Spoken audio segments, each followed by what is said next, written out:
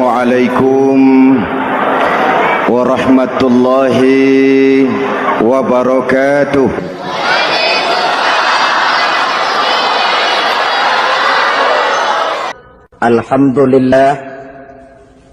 Alhamdulillahillazi ja'ala Ramadhana syahra siyama lil mu'minin.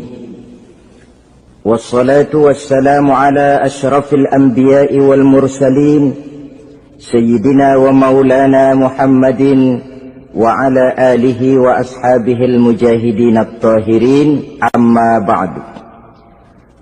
Ma'asyiral muslimin rahimakumullah. Puasa 6 hari di bulan Syawal. Diriwayatkan oleh Imam Muslim dari Abi Ayyub bahwa Nabi bersabda, "Man shoma Ramadhana summa atba'ahu sittan min Syawal kana kasyamid dahri." Barang siapa yang berpuasa di bulan Ramadan kemudian diikutinya dengan 6 hari di bulan Syawal, maka dia seolah-olah seperti orang yang berpuasa 1 abad lamanya. Allahu Akbar. Demikian besar keuntungannya. 6 hari di bulan Syawal sama dengan orang yang berpuasa 1 abad lamanya. Ini fadhailul a'mal, saudara-saudara. Jangan diartikan karena menang sudah puasa 6 hari bulan Syawal, Ramadan tahun depannya lantas nggak puasa. Kenapa? Ukurannya sudah 1 abad. Bukan itu pengertiannya. Ini mendorong orang memberikan ganjaran pahala yang sedemikian besar. 6 hari setelah Ramadan, artinya di bulan Syawal. Tidak pada hari pertama Syawal karena haram hukumnya berpuasa pada hari fitri itu. 6 hari di bulan Syawal. Tinggal lihat yang mampunya saja. Boleh berurutan, boleh tidak berselang-seling, boleh, asal saja jumlahnya 6 hari selama masih bulan Syawal itu.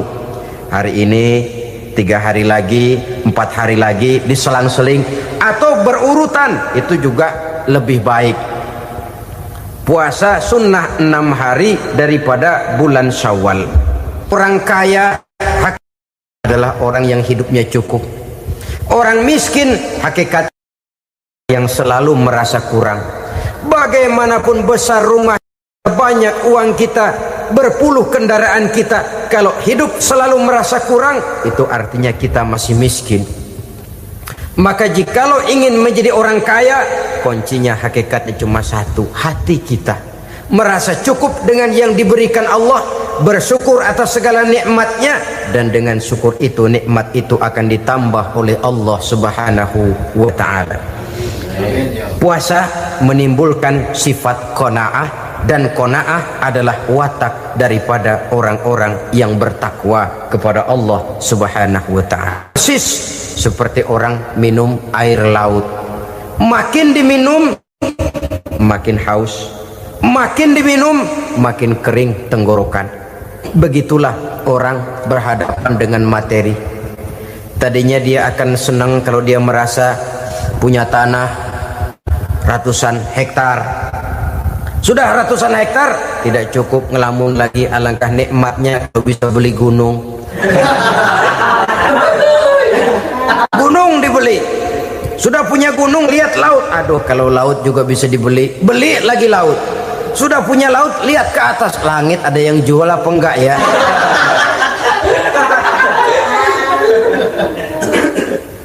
Seperti orang berhadapan dengan air laut yang makin diminum makin membuat kita haus dan makin kering tenggorokan ini. Maka itu harus dihentikan. Sikap untuk menghentikan itu tidak lain adalah dengan sifat qanaah itu tadi.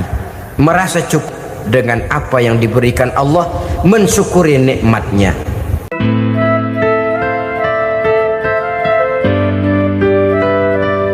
Assalamualaikum warahmatullahi wabarakatuh. Alhamdulillahi rabbil alamin.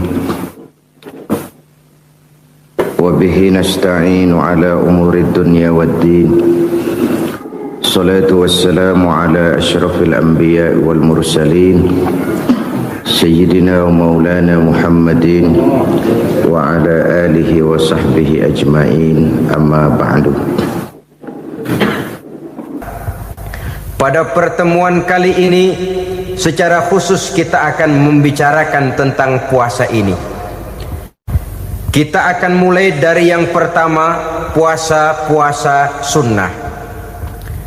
Sebagaimana yang kita maklum, sunnah adalah satu perbuatan yang apabila kita kerjakan berpahala, tapi apabila kita tinggalkan tidak merupakan dosa. Hanya saja ia merupakan barometer dan ukuran daripada orang-orang yang cinta kepada sunnah itu sendiri. Ada banyak jenis puasa-puasa sunnah ini. Yang pertama, puasa sunnah di bulan Muharram. Rasulullah sallallahu alaihi wasallam bersabda, "Afdhalus siyami ba'da Ramadan syahrullahil Muharram wa afdhalus salati ba'dal fardhah salatul lail." Diriwayatkan oleh Muslim dari Abi Hurairah. Puasa yang paling utama sesudah puasa Ramadan tidak lain adalah puasa di bulan Muharram, dan solat yang paling afdol sesudah solat yang wajib adalah solat pada sepertiga malam yang akhir. Puasa di bulan Muharram merupakan puasa sunnah dan mempunyai nilai yang sangat besar dalam pandangan Allah Subhanahu wa ta'ala. Buat mereka yang mampu melaksanakan puasa sunnah di bulan Muharram ini, boleh melaksanakannya selama 10 hari. Hari yang pertama boleh juga 3 hari saja, atau setidak-tidaknya 1 hari daripada bulan Muharram. Yang kedua, puasa 10 hari daripada bulan Zulhijjah. Karena bulan Zulhijjah ini memang termasuk bulan yang dimuliakan oleh Allah Subhanahu wa ta'ala. Pertama, di sana ada hari Tarwiyah, ada hari Arafah, ada hari kurban, ada talbiyah, ada pelaksanaan haji dengan segala manasiknya. Maka puasa sunnah di bulan Zulhijjah merupakan amalan yang sangat utama dan besar pahalanya dalam pandangan Allah Azza wa Jalla. Sebagian ulama menjelaskan, man shoma hazihil ayyam akramahullahu bi asri asya'in. Siapa orang yang melaksanakan ibadah puasa sunnah pada hari-hari 10 di bulan Zulhijjah ini, Allah Subhanahu wa ta'ala akan memuliakannya dengan 10 macam perkara. Saudara, ini keuntungannya. Yang pertama, orang yang puasa di hari-hari 10 bulan Zulhijjah diberikan al-barakah fi umrihi, diberikan keberkahan pada umurnya. Setiap kita ingin memperoleh umur yang berkah. Umur yang berkah itu yang bagaimana? Apa yang jumlahnya panjang? Mungkin. Tetapi yang jelas, umur yang berkah ini adalah umur yang bisa dipertanggungjawabkan di hadapan Allah Subhanahu wa ta'ala. Artinya, umur yang diisi penuh dengan kebajikan, umur yang diisi dengan segala macam kegiatan ibadah, dan umur yang dengan demikian sungguh pun kita sudah mati, jasad terkubur dalam tanah, nama kita akan tetap hidup, dikenal orang oleh karena kebajikan yang kita kerjakan. Saya kira akan lebih merupakan azab ketimbang nikmat kalau orang diberikan umur panjang tapi hanya untuk menumpuk-numpuk dosa saja. Kan lebih baik mana? Umur pendek banyak pahala, umur panjang banyak dosa. Lebih baik mana? Saya yakin yang paling baik tentu umur panjang banyak pahala. Paling sial umur pendek dosa melulu. Sudah diberikan umur pendek tidak seberapa, dosa berlipat ganda. Itu kalau orang kampung bilang tekor namanya. Rugi. Umur pendek hanya untuk menumpuk-numpuk dosa. Boleh jadi kalau umat-umat zaman dulu, saudara, mereka diberikan umur panjang. Nabi Adam, kita tahu Nabi Adam itu 2000 tahun umurnya. Nabi Nuh 950 tahun. Umatnya ya rata-rata segitu itu. Nah, kalau mereka misalnya punya umur 800 tahun, lalu 200 tahun mereka melakukan dosa, kan masih punya restan 600 tahun untuk taubat. Karena umurnya diberikan jatah panjang. Kita ini oleh Allah Subhanahu wa taala, umat Nabi Muhammad ini umurnya pendek-pendek. Kalau nyontoh Nabi 63 tahun saja. Kalau diberikan 70 tahun umur kita sekarang, itu sudah dapat jatah lebih 7 tahun. Alhamdulillah bahwa Allah memberikan saat-saat, waktu-waktu, tempat-tempat yang punya nilai istimewa, sehingga umur yang pendek ini bisa bernilai panjang, nilai ibadahnya bisa bernilai pahala seperti umat yang berumur panjang dahulu itu. Karena itu manfaatkan umur dengan baik, dan salah satu keberkahan daripada umur akan datang dengan melaksanakan ibadah puasa sunnah. Ini yang pertama. Yang kedua, az-ziyadatu fi malihi, berikan tambahan hartanya, menjadi orang kaya. Kaya apa? Kaya hati setidak-tidaknya. Karena dengan tekun dan rajin melaksanakan ibadah puasa, yang segera tertanam dalam jiwa seseorang merasakan cukup di dalam kehidupan. Itulah dia orang yang paling kaya, orang yang hidupnya paling cukup. Kalau orang sudah merasa cukup dalam hidupnya, maka itulah dia orang yang kaya. Saudara-saudara kaum muslimin rahimakumullah, puasa sunnah memberikan tambahan harta, usahanya berkembang, dengan demikian membawa keberkahan, hartanya makin bertambah, akan menunjang ibadahnya kepada Allah, lebih memantapkan dan membawa ketenangan dalam hidupnya. Itu termasuk berkahnya melaksanakan puasa sunnah itu. Yang ketiga, al-hifzu fi iyalihi, diberikan penjagaan, perlindungan terhadap keluarganya, anaknya sehat, sanak famili dan handai tolannya terjaga dan terpelihara dari segala malapetaka, dari segala mara bahaya, kesehatannya terjamin dan terpelihara. Itu sudah merupakan modal yang sangat besar di dalam kita mengarungi kehidupan. Sebab rasanya sulit untuk bahagia, duit kita banyak sekali, usaha kita selalu mendatangkan untung yang berlipat ganda. Tapi sebentar-sebentar anak kita sakit, yang ampek, yang korengan, yang kena musibah, ndak tak karu-karuan sakit, berobat sampai jutaan rupiah. Itu kan sudah tidak membawa kebahagiaan. Uang masuk yang begitu banyak jumlahnya, habis akhirnya untuk berobat saja. Sebenarnya hitung-hitung ya seri-seri juga. Usaha berhasil, duit banyak, habis untuk berobat. Lah sama juga saudara-saudara. Jadi dengan demikian, biar duit kita banyak, asal keluarga pada sehat saja, udah enak bener itu. Duit banyak, ekonomi cukup, keluarga sehat, nikmat rasanya menjalani kehidupan ini. Yang kiamat sudah duit kagak barang seperak, keluarga ampek semua. Kiamat sudah. Saudara hadirin yang saya hormati, jadi yang ketiga, Allah memberikan pemeliharaan terhadap keluarganya.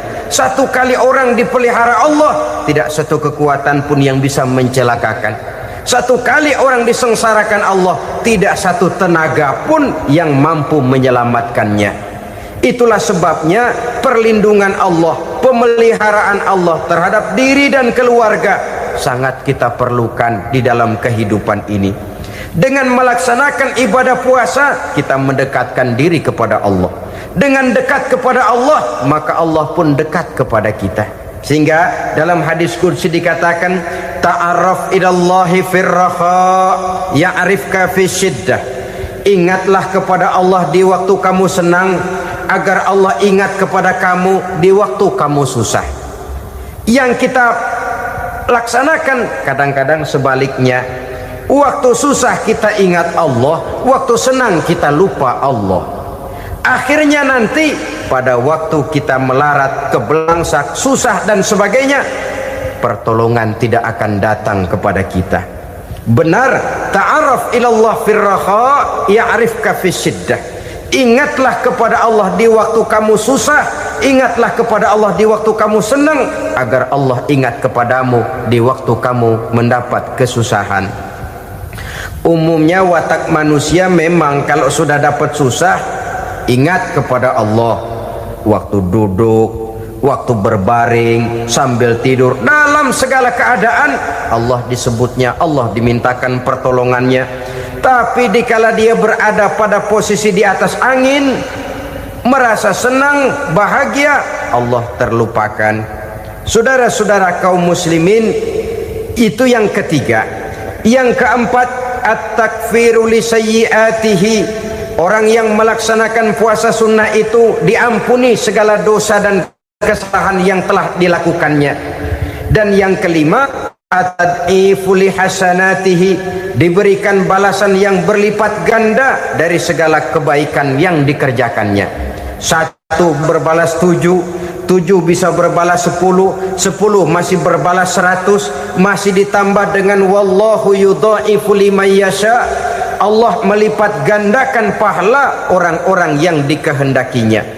Maka carilah satu kebaikan yang apabila kita kerjakan, dosa akan dihapus dan nilai pahalanya menjadi berlipat ganda. 1 kali kita bekerja, 2-3 bisa kita raih dan kita jangkau. Yang keenam, orang yang melaksanakan puasa sunnah di bulan Zulhijjah, at-tashil li sakarati mautihi, diberikan kemudahan pada saat menghadapi sakaratul maut. Maut a mysterious problem. Dia adalah pintu yang setiap orang pasti akan memasukinya. Bahwa mati adalah mati, itu semua kita tahu. Tapi hakikat orang pada saat menghadapi mati itu kan berbeda-beda. Ada yang matinya itu gampang sekali, persis orang tidur saja, tidak nampak gelisah, tidak bikin susah yang hidup, tidak gelimpangan di tempat tidur, persis seperti orang mau tidur saja. Ada yang sulit sekali menghadapi sakaratul maut, gelimpangan di tempat tidur, bikin bingung orang yang nunggu. Kadang-kadang seperti kerbau digorok lehernya. Saudara-saudara, sulit menghadapi sakaratul maut. Oleh karena itu Rasulullah sallallahu alaihi wasallam sering, beliau itu kalau berdoa membaca Allahumma hawin alayya fi sakaratil maut. Ya Allah, mudahkan saya di dalam menghadapi sakaratul maut. Rasulullah saja, saudara, orang yang ibadahnya paling banyak, orang yang hatinya paling bersih, orang yang akhlaknya paling luhur, masih berdoa semacam ini. Mohon dimudahkan oleh Allah agar mudah menghadapi sakaratul maut. Apalagi kita, terus terang kita ini paling-paling kelas muhtalid, bangsa sama pahala mau sama dosa doyan. Lebih perlu lagi menghadapi sakaratul maut, sehingga apabila malaikat maut datang menjemput nyawa kita, dimudahkan, jangan dibikin sulit, supaya mudah. Jadilah orang baik-baik. Biasanya kalau banyak yang mati, malaikat maut juga kali main-mainin dulu tuh orang, utak-atik, ditakut-takutin dan segala macam. Saudara hadirin yang saya hormati, maka menghadapi sakaratul maut ini merupakan kunci. Apakah seseorang bisa husnul khatimah atau bisa su'ul khatimah? Salah satu jalan untuk memudahkan diri menghadapi sakaratul maut, melaksanakan puasa sunnah di bulan Zulhijjah ini. Yang ketujuh, ad-diya'u li zulumati qabrihi, diberikan terang di alam kuburnya. Kubur, saudara tahu, saudara tentu sering lihat orang dimasukkan ke liang lahat, ditutup dengan papan, dinding ari kata kita di kampung, lalu diuruk lagi dengan tanah. Dalamnya liang lahat, gelapnya liang lahat, gelapnya diuruk dengan tanah, gelapnya di dalam kubur, 3 gelap yang menjadi satu. Bapak moyangnya gelap.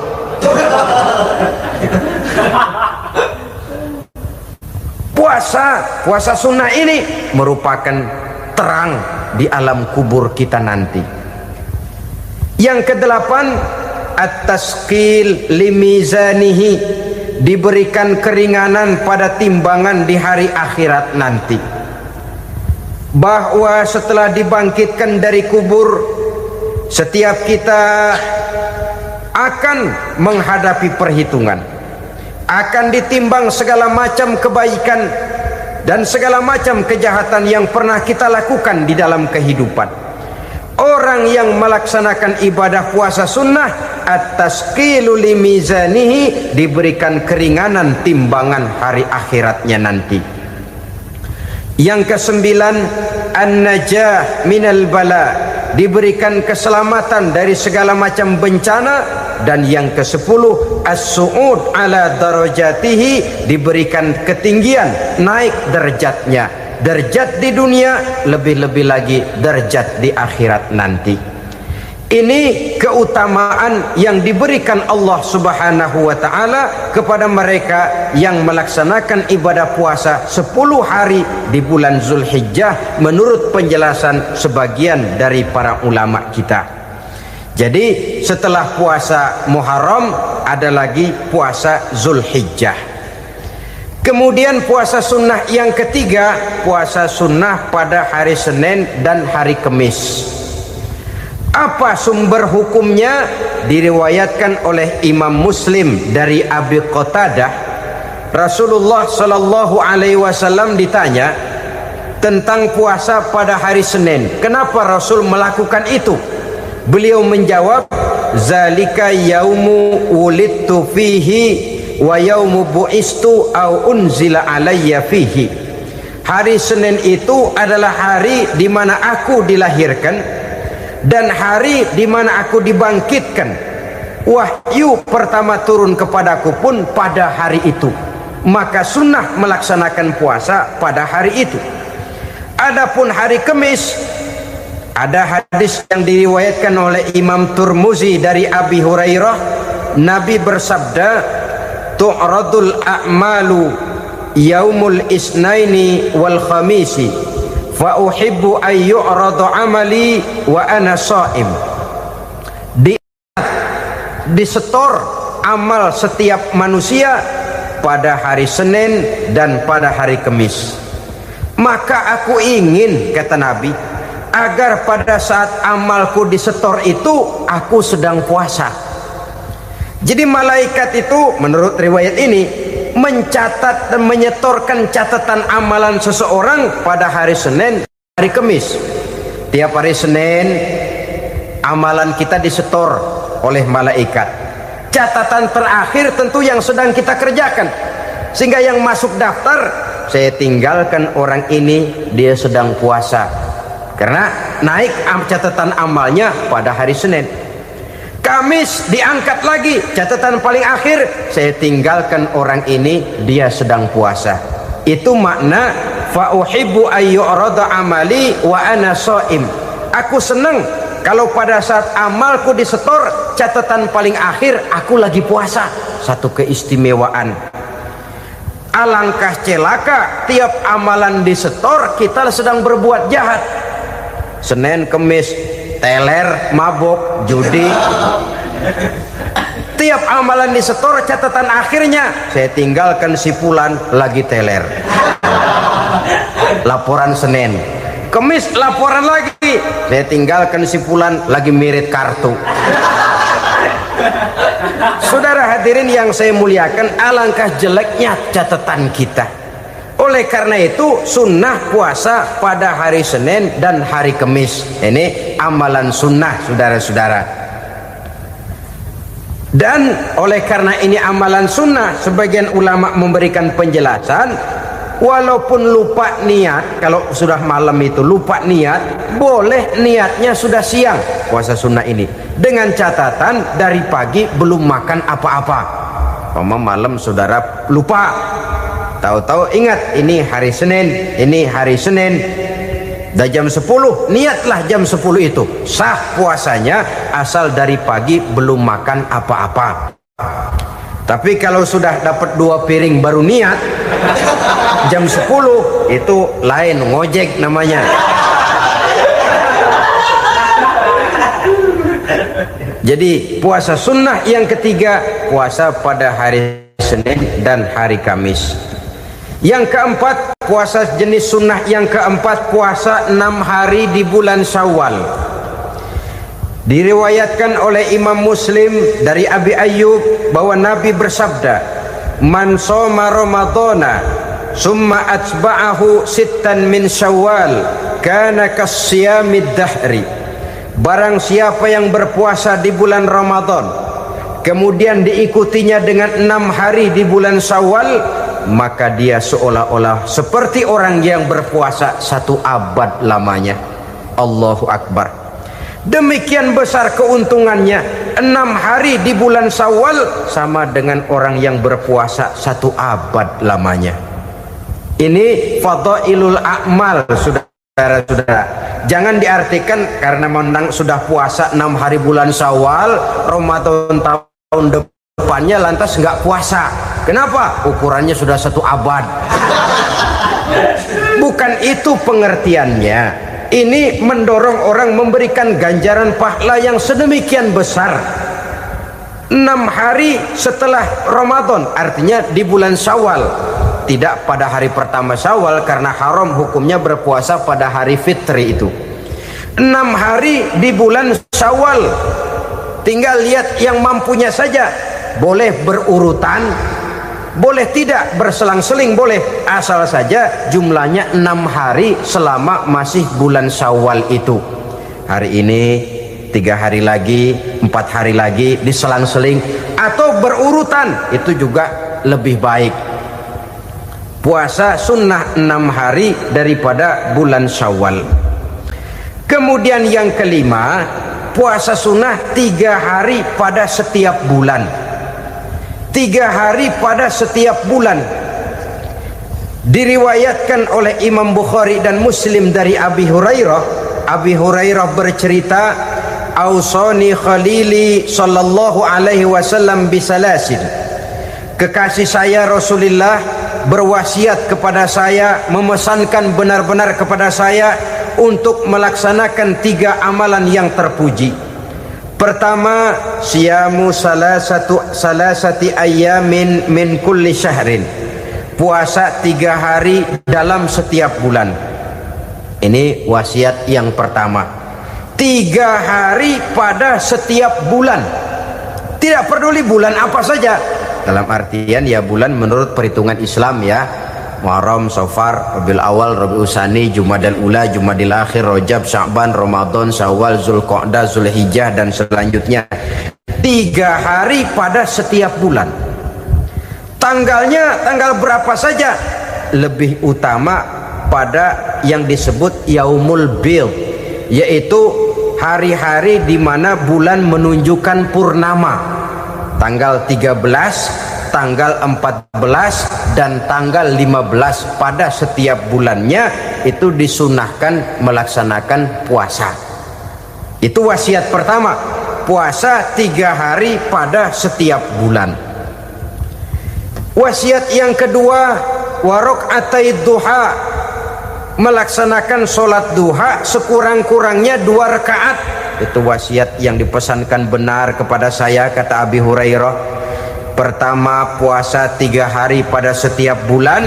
Yang kedua, usahakan jangan meninggalkan 2 rakaat minimal daripada sembahyang duha. Kita tahu sembahyang duha itu sembahyang sunnah di waktu pagi seketika matahari naik sepenggalahan. Sekurang-kurangnya 2 rakaat, sebanyak-banyaknya 8 rakaat. Di antara fadilah atau keutamaan daripada sholat duha ini yaitu menyangkut masalah rezeki dan usaha. Kemudian wasiat yang ketiga, wa an utira qabla an anama. Beliau sangat berwasiat kepada saya untuk sholat witir sebelum tidur. Artinya sholat malam sebagai amalan sunnah di dalam kehidupan kita. Jadi saudara-saudara, dalam hidup ini kita akan selalu berbentur dengan keperluan.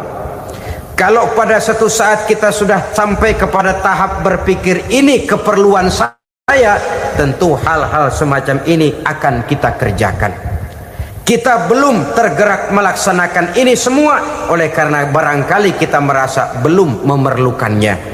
Karena itu marilah kita berusaha di samping melaksanakan puasa yang wajib, juga melaksanakan puasa yang sunnah di dalam kehidupan kita. Ini jenis puasa-puasa yang sunnah. Kemudian yang kedua, ada macam puasa yang disebut puasa nazar. Hukum pelaksanaannya wajib apabila nazarnya sudah terwujud. Puasa nazar, puasa yang dikaitkan dengan suatu persoalan. Umpamanya, kalau saya lulus ujian, saya akan puasa 1 minggu lamanya. Begitu ujiannya ternyata lulus, dia wajib bayar nazarnya. Puasa 7 hari, tidak lagi sunnah tapi wajib karena dia nazarkan. Asal saja tidak sah nazar kepada yang makruh, apalagi kepada yang haram. Umpamanya nazar, kalau tembus 6 nomor mau puasa 3 hari. Itu nazar semacam itu bukan saja tidak sah tapi haram hukumnya. Tidak boleh nazar kepada yang makruh apalagi kepada yang haram. Jadi apabila maksud yang sudah kita niatkan tercapai, wajiblah nazar itu dibayar, yaitu kalau nazarnya sunnah melaksanakan ibadah puasa.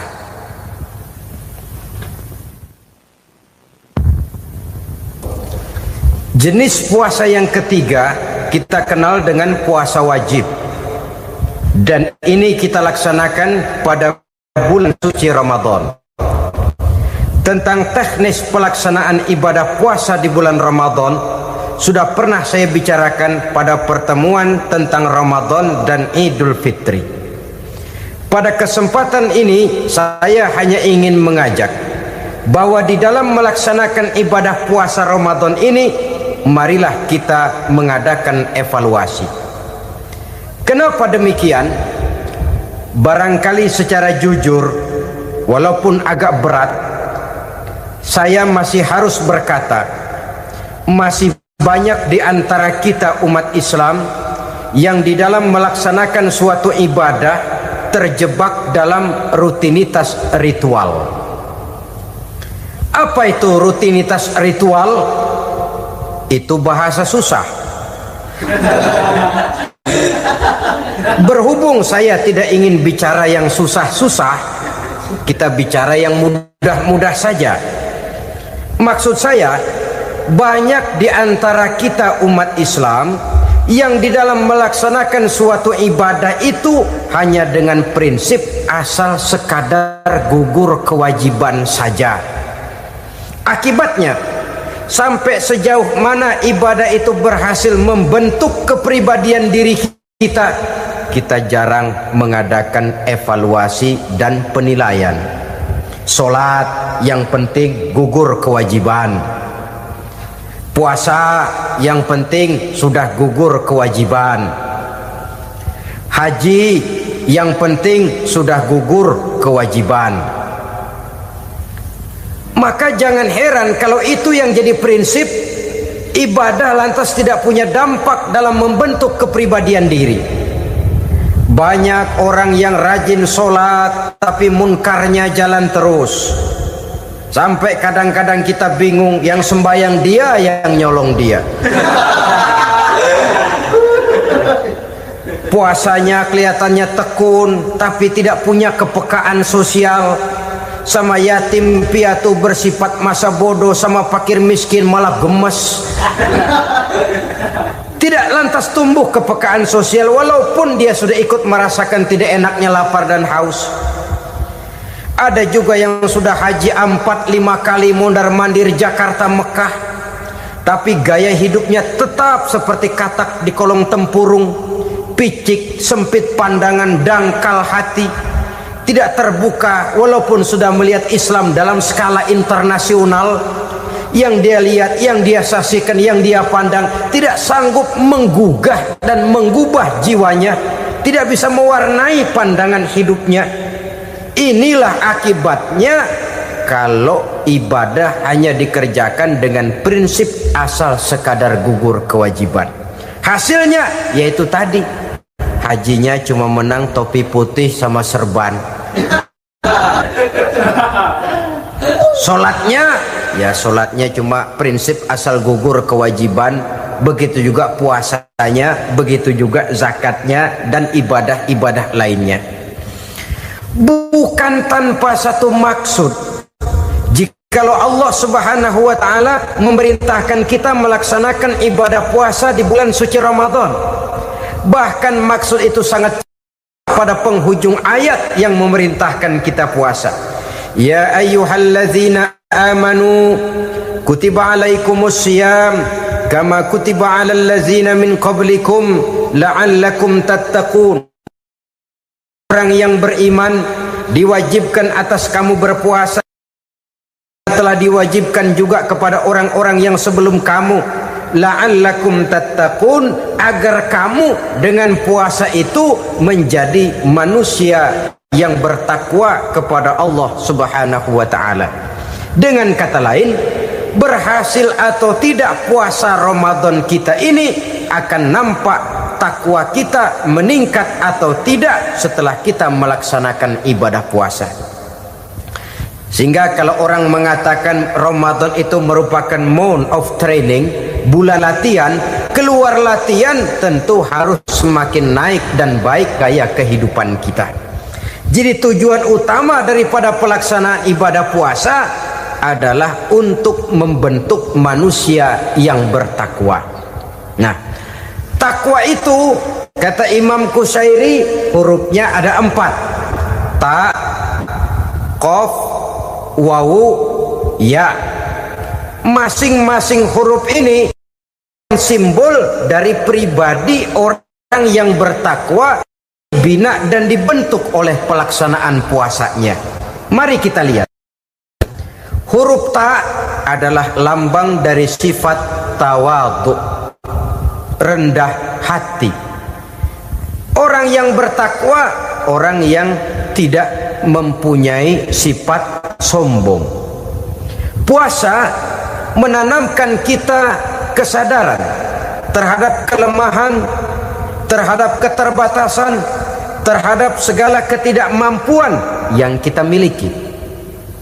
Ya Allah, baru sehari nggak kena makan, nggak kena minum, sudah begini lemesnya.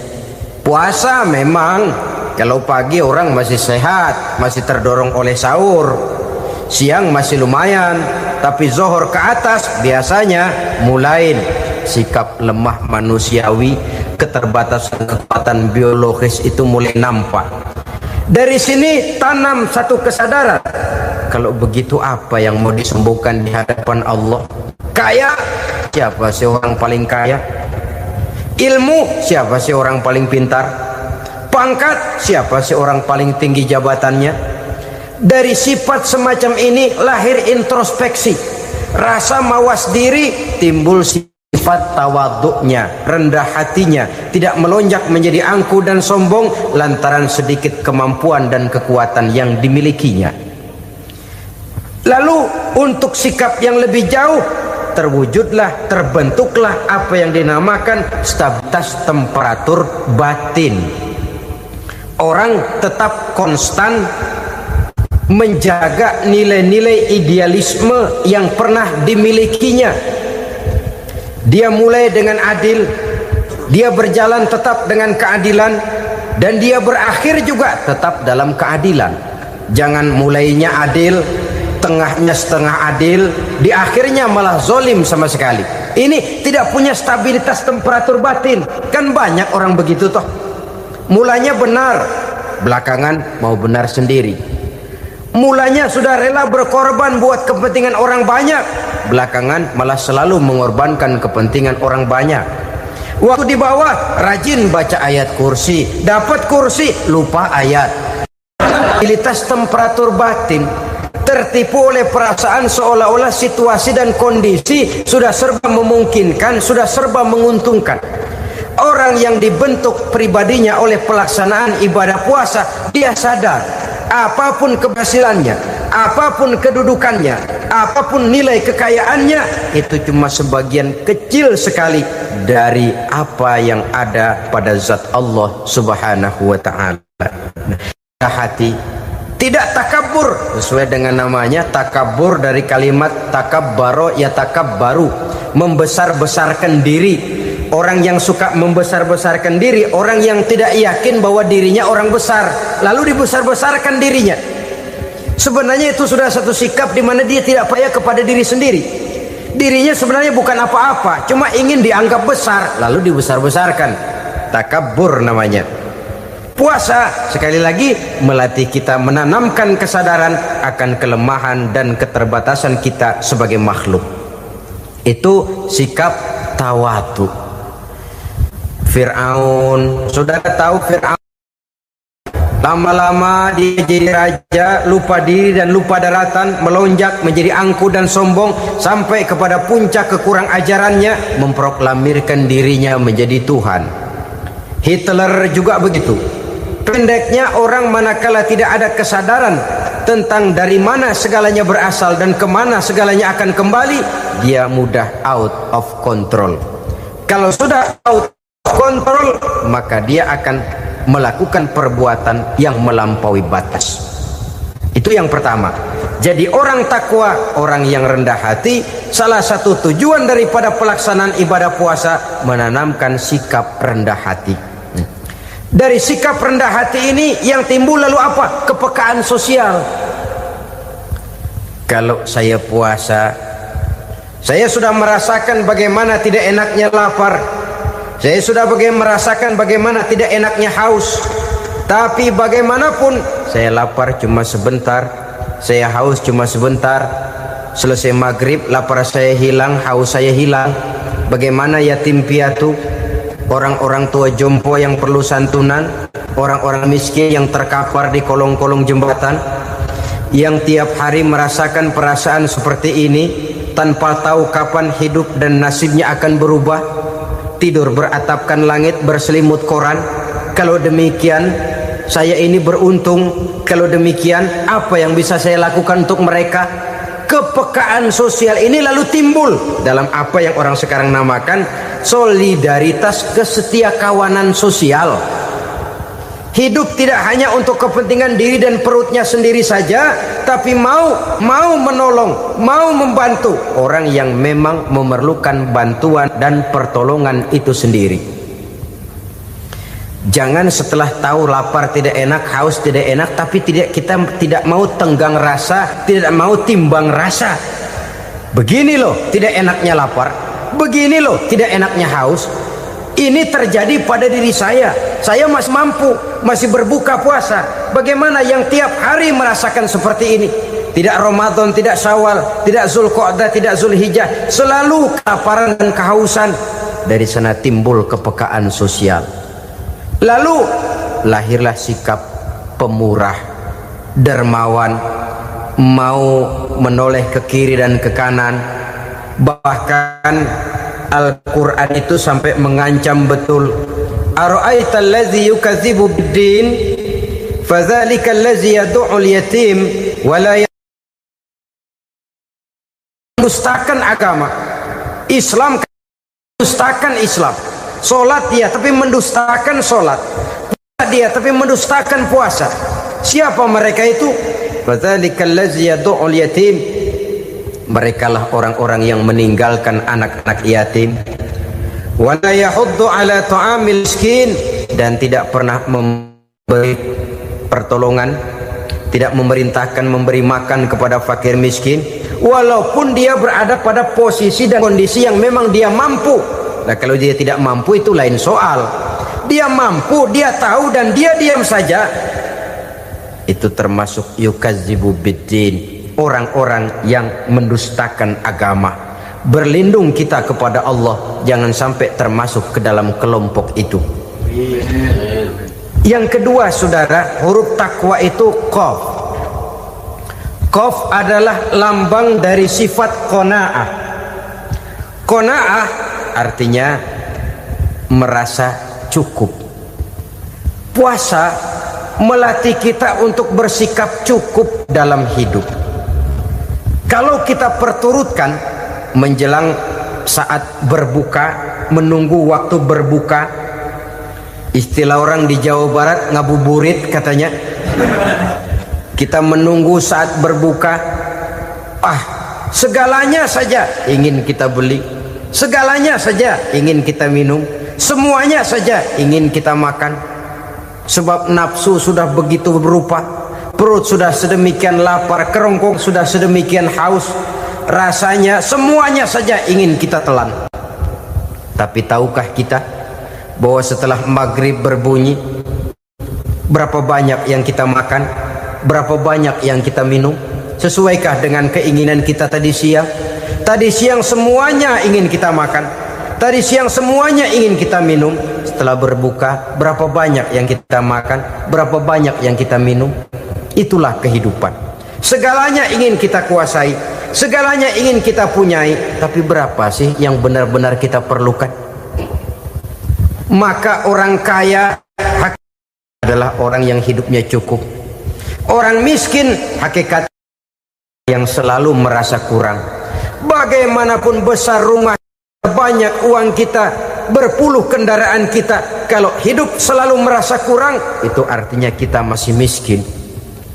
Maka jikalau ingin menjadi orang kaya, kuncinya hakikatnya cuma satu, hati kita merasa cukup dengan yang diberikan Allah, bersyukur atas segala nikmatnya, dan dengan syukur itu, nikmat itu akan ditambah oleh Allah Subhanahu wa ta'ala.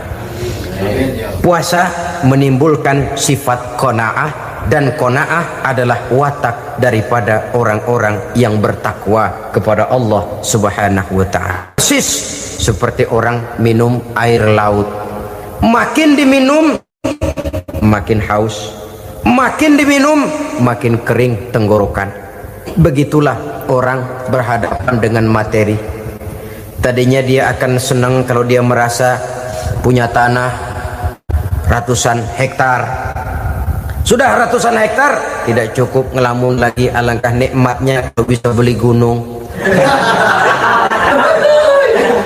Gunung dibeli.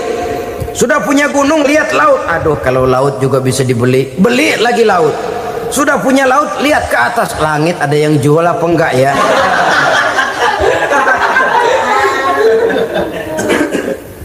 Seperti orang berhadapan dengan air laut yang makin diminum makin membuat kita haus dan makin kering tenggorokan ini. Maka itu harus dihentikan. Sikap untuk menghentikan itu tidak lain adalah dengan sifat qanaah itu tadi, merasa cukup dengan apa yang diberikan Allah, mensyukuri nikmatnya. Itu yang kedua. Yang ketiga, pada kalimat takwa ada huruf wawu. Wawu adalah simbol dari sifat wara dengan ain. Wara, orang yang terpelihara dirinya baik dari yang syubhat, lebih-lebih dari yang haram. Syubhat, saudara tahu, barang yang remeng-remeng. Tapi sungguh pun remeng-remeng, kira-kira prosentasenya 70-30. 70% haram, 30% kemungkinan halalnya. Maka yang syubhat lebih baik dijauhi daripada diambil. Orang yang punya kepribadian wara, dirinya terpelihara, jangankan dari yang haram, dari yang syubhat saja dia sanggup menjaga dan memelihara dirinya. Oleh karena itu saya heran kalau orang di bulan Ramadan dia sanggup menjaga diri di waktu siang dari jenis makanan yang halal, dari jenis minuman yang haram. Ada tahu nganggur di meja siang, enggak dia makan.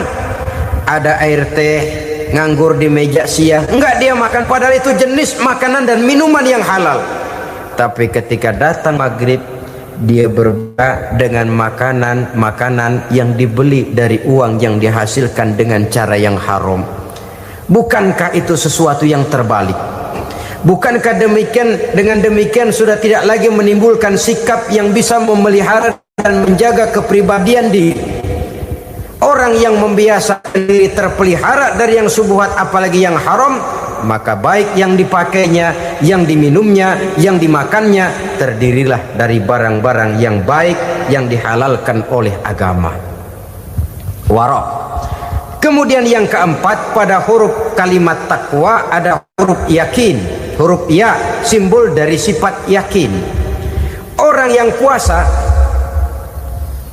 dibentuk kepribadiannya mempunyai satu keyakinan yang tangguh, dan keyakinan adalah ciri daripada orang yang takwa.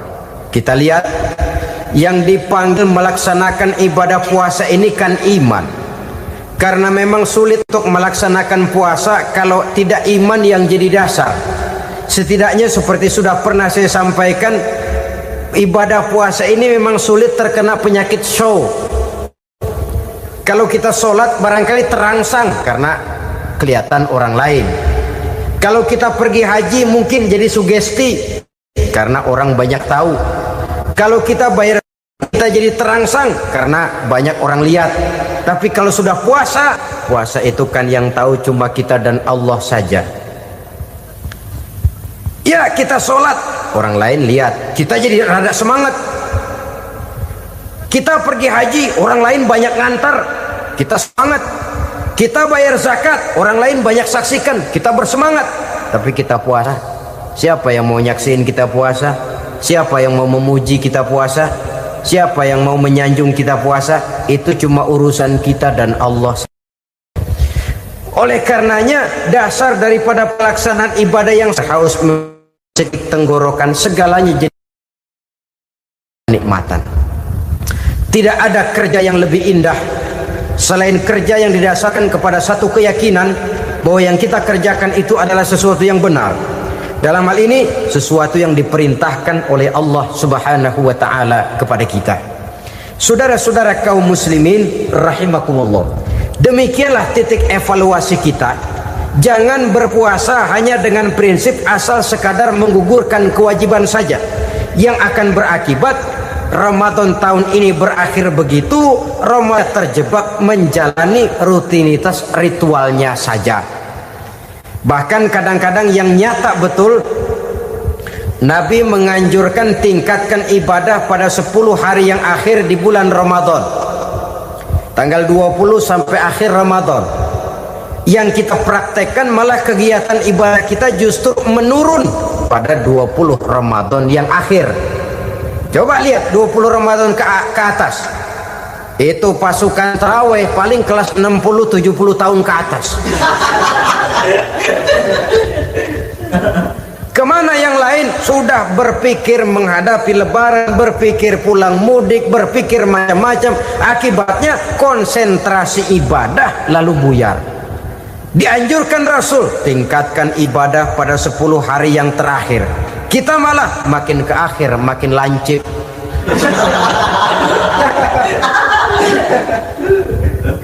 Saudara-saudara kaum muslimin rahimakumullah, kita terjebak oleh sesuatu yang sementara, oleh sesuatu yang bersifat kulit, lalu meninggalkan isinya. Padahal jikalau kita tidak mengisi Ramadan dengan kegiatan ibadah, berarti kita tidak keluar dari Ramadan dengan jiwa yang baru yang sudah ditempa oleh pengalaman ibadah di bulan Ramadan. Artinya kita tidak kembali kepada fitrah, kesucian seperti saat kita dilahirkan. Lalu kalau kita tidak kembali kepada fitrah, apa yang mau kita rayakan pada Idul Fitri itu? Di mana letak kegembiraan kita? Di mana letak kebahagiaan hati? Kembalikah kita kepada fitrah? Tidak. Benarkah puasa yang kita kerjakan? Kelihatannya juga tidak. Adakah dampak dari pelaksanaan ibadah dalam pribadi kita? Tidak. Kadang-kadang Ramadan selesai malah teriak merdeka.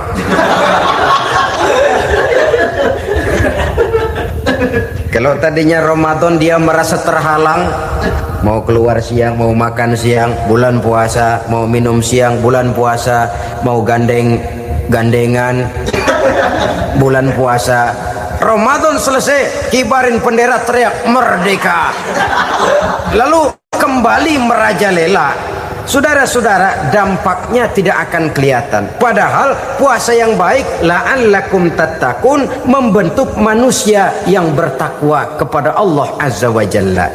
Nah, sekarang apa kemudahan dan keistimewaan yang akan diberikan Allah kepada mereka yang sampai kepada tingkat takwa ini?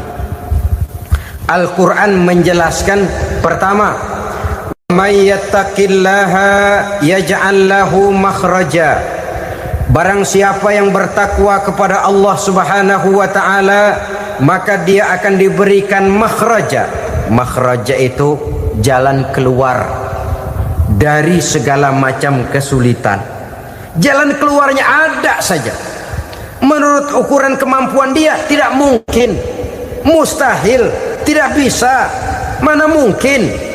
Tapi pada waktunya ada saja jalan keluarnya. Termasuk jenis yang yaj'al lahu makhraja. Orang yang bertakwa kepada Allah selalu diberikan jalan keluar dari segala kesulitan yang dihadapinya. Siapa sih orangnya yang tidak pernah sulit dalam hidup ini? Siapa orang yang tidak pernah mengalami kesulitan? Tapi kadang orang menilai, itu kelihatannya hidupnya enak aja ya, kayaknya nggak pernah mengalami kesulitan. Sebenarnya bukan tidak pernah mengalami kesulitan, Allah selalu memberikan jalan keluar dari segala kesulitan yang dihadapinya. Lah kalau Allah yang memberikan jalan keluar, tentu sangat mudah sekali. Orang yang bertakwa diberikan jalan keluar dari segala macam kesulitan. Satu. Yang kedua, wa yarzuqhu min haitsu la yahtasib. Dia akan diberikan rezeki oleh Allah dengan jalan yang tidak disangka-sangka. Rezekinya datang dengan cara yang tidak disangka-sangka. Gajinya mungkin kecil, tapi penghasilannya gede. Kan itu yang penting. Gaji dan penghasilan kan lain tuh. Boleh jadi gaji kecil, asal penghasilan gede, kan nikmat hidup itu. Nah, penghasilan ini ada yang bisa kita perkirakan. Bisa kita perkirakan. Misalnya gaji itu tadi. Kalau saya kerja, gaji saya begini. Ada rezeki yang masuk min haitsu la yahtasib. Tidak kita sangka-sangka, tidak kita duga-duga, tahu-tahu ada saja rezeki. Datang orang bawa persoalan yang mendatangkan hasil. Sebab rezeki, jodoh, maut memang seperti bayangan. Kita uber-uber dia lari, kita diem dia diem. Kan gemesin itu. Bayang-bayang itu begitu. Kita kejar, dia lari. Rezeki juga begitu. Kita diam, dia diam. Setengah mati yang namanya rezeki kita cari, kita uber, ngobek sampai ratusan bohong kita kerjain.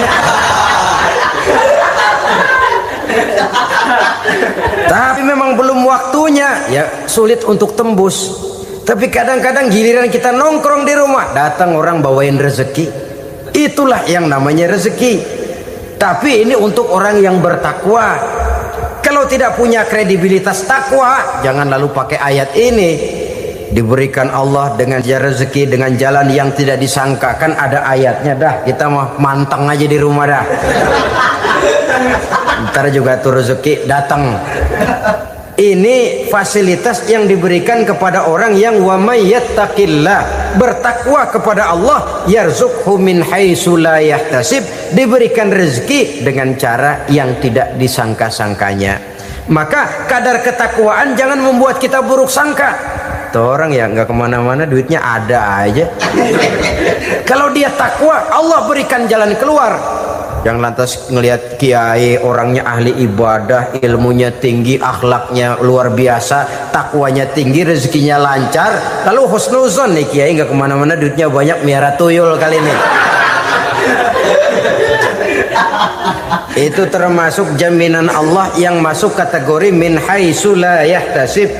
Yang ketiga, yaj'al lahu min amrihi yusra, dimudahkan segala urusannya. Dimudahkan segala urusannya, yang Kemudian yang keempat, yukaffir anhu sayyiatihi wa yu'azzim lahu ajra. Diampuni segala kesalahannya dan dibesarkan pahala kebaikan yang dikerjakannya. Maka mudah-mudahan puasa yang kita kerjakan mengantarkan kita kepada ketakwaan kepada Allah, dan takwa membuka janji Allah kepada kita di dalam kehidupan ini. Di dalam kehidupan kita sebagai seorang muslim, minimal 5 kali dalam sehari semalam kita mendengar seruan untuk mendirikan solat yang disebut azan. Ada kalimat menarik di dalam kalimat azan itu, yakni seruan hayya 'alal falah, marilah menuju kepada keberuntungan, marilah meraih kemenangan. Seruan ini adalah kecenderungan dari setiap manusia, apapun warna kulitnya. Artinya, setiap orang dalam hidup selalu ingin meraih dan mencari kemenangan. Kemenangan akan melahirkan kepuasan batin, dan kepuasan batin memberikan kebahagiaan. Sedangkan kekalahan melahirkan penderitaan batin, dan penderitaan batin menjerumuskan seseorang di dalam berbagai bentuk kerugian. Jikalau inilah seruan azan, maka masalahnya ialah apa yang menyebabkan kita meraih kemenangan. Al-Quranul Karim memberikan tuntunan dan ajaran kepada kita bahwa orang-orang yang memperoleh kemenangan itu tidak lain adalah orang-orang yang bertakwa. Hanyalah mereka yang bertakwa kepada Allah Subhanahu wa ta'ala pada akhirnya akan tampil sebagai pemenang. Lalu siapa orang yang bertakwa itu? Dijelaskan dalam awal-awal Al-Baqarah, orang yang bertakwa yang akan meraih kemenangan. Pertama, allazina yu'minuna bil ghaib, yaitu orang-orang yang beriman kepada yang gaib. Percaya bahwa ada alam yang gaib, alam yang abstrak, alam yang tidak bisa dijangkau oleh salah satu daripada panca indera kita. Mereka percaya dan beriman kepada adanya malaikat, beriman kepada adanya iblis dan jin, beriman kepada adanya alam kubur, beriman kepada adanya alam mahsyar, beriman kepada adanya alam akhirat, beriman kepada adanya sorga dan neraka. Beriman bukan cuma sekedar beriman dalam ucapan bibir saja, tetapi beriman yang nilai iman itu mampu mewarnai gerak dan gaya hidupnya. Iman yang meresap sampai ke tulang sumsum, kemudian memberikan dampak positif di dalam kehidupan manusia. Alam, kita tahu, adalah sesuatu yang selain Allah, dan Allah bukanlah alam. Apapun namanya selain daripada Allah, itu adalah alam. Alam pada hakikatnya terbagi menjadi dua. Ada alam syahadah, alam nyata, alam konkret, alam yang bisa dijangkau oleh salah satu indera kita.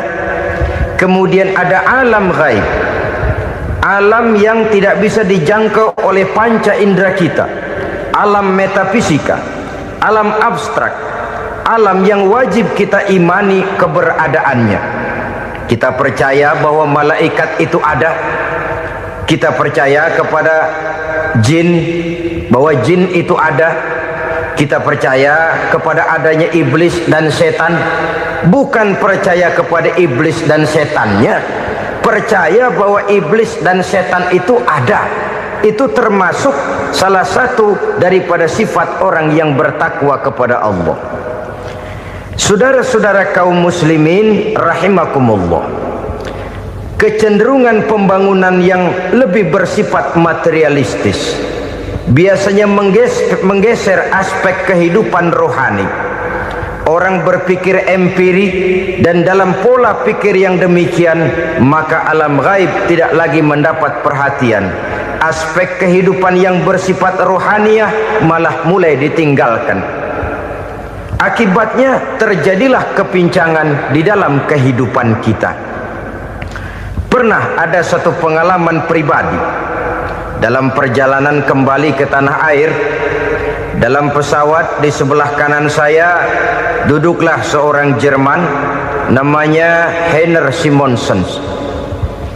Iseng saya ajak kenalan, saya ajak ngobrol, saya tanya dia. Saya bilang, Mas Heiner ini, kalau pesawat yang kita tumpangi ini jatuh ke bawah, kira-kira apa yang bakal terjadi, Mas? Dia bilang, kita semua akan mati. Begitu? Iya. Oke. Apa itu mati? Tanya saya. Dia bilang, untuk tahu apa itu mati, kita harus tahu lebih dahulu apa itu hidup. Saya pikir nih bule bisa ngomong juga. Baiklah kata saya. Apa hidup menurut Anda itu? Oh, hidup itu dia bilang, kalau seluruh anggota badan kita bekerja secara normal, paru-paru memompa darah secara normal, jantung berdetak secara normal, sel-sel tubuh bekerja secara fit, dan organisme tubuh hanya mau bekerja secara normal, dia bilang, kalau kita memberi makan yang cukup, menu yang teratur, dan gizi yang lengkap. Saya bilang, kesimpulannya apa, Ner? Dia jawab, hidup adalah dari tangan ke mulut. Life is from the hand to the mouth, kata dia. Hidup adalah dari tangan ke mulut. Jadi masalah hidup tidak lebih daripada masalah isi perut. Orang pergi pagi, pulang sore, peras keringat, banting tulang, perut yang dibelain. Saya bilang, you are wrong. Sampean salah, Ner. Kamu orang Islam bukan? Bukan. Pantas. Kenapa saya salah? Dia bilang, ya jelas salah. Salahnya di mana? Kamu ini manusia. Kalau hidup cuma dari tangan ke mulut, saya bilang, kambing di kampung saya juga begitu pikirannya, Ner. Itu kambing di kampung saya, asal perutnya kenyang, sudah hidup dia. Perkara besok bagaimana, lusa prospeknya macam mana, bulan depan ada apa, kambing nggak pernah mikir. Di kampung saya kambing juga pikirannya begitu. Kamu Kristen ya? Tadinya. Loh kok tadinya, lalu apa sekarang kamu ini? Dia bilang, sekarang saya netral. Saya tidak beragama, tapi saya percaya kepada Tuhan sebagai pencipta alam. Saya ingat benar dia bilang, I haven't any religious, but I believe to God as the creator of the world. Kenapa bisa netral begitu, Ner? Habis saya bingung katanya. Islam bilang Islam baik, Kristen bilang Kristen baik, Hindu Buddha bilang Hindu Buddha baik, semua agama baik. Saya netral sekalian, nggak beragama. Yang penting saya percaya kepada Tuhan. Saya bilang, Ner, kamu ini kayak orang mau beli celana, lalu bingung. Yang satu bilang Levi's bagus, yang satu bilang Blue Jean hebat, yang satu bilang Wool England hebat. Celana ini hebat, celana itu bagus, celana ini hebat, semua celana bagus, kamu bingung. Akhirnya netral, tidak pakai celana. Itu juga salah. Saya pikir-pikir, kemudian saya melihat bahwa dua pola berpikir Heiner ini nampaknya sudah mulai menggejala di lingkungan masyarakat bangsa kita.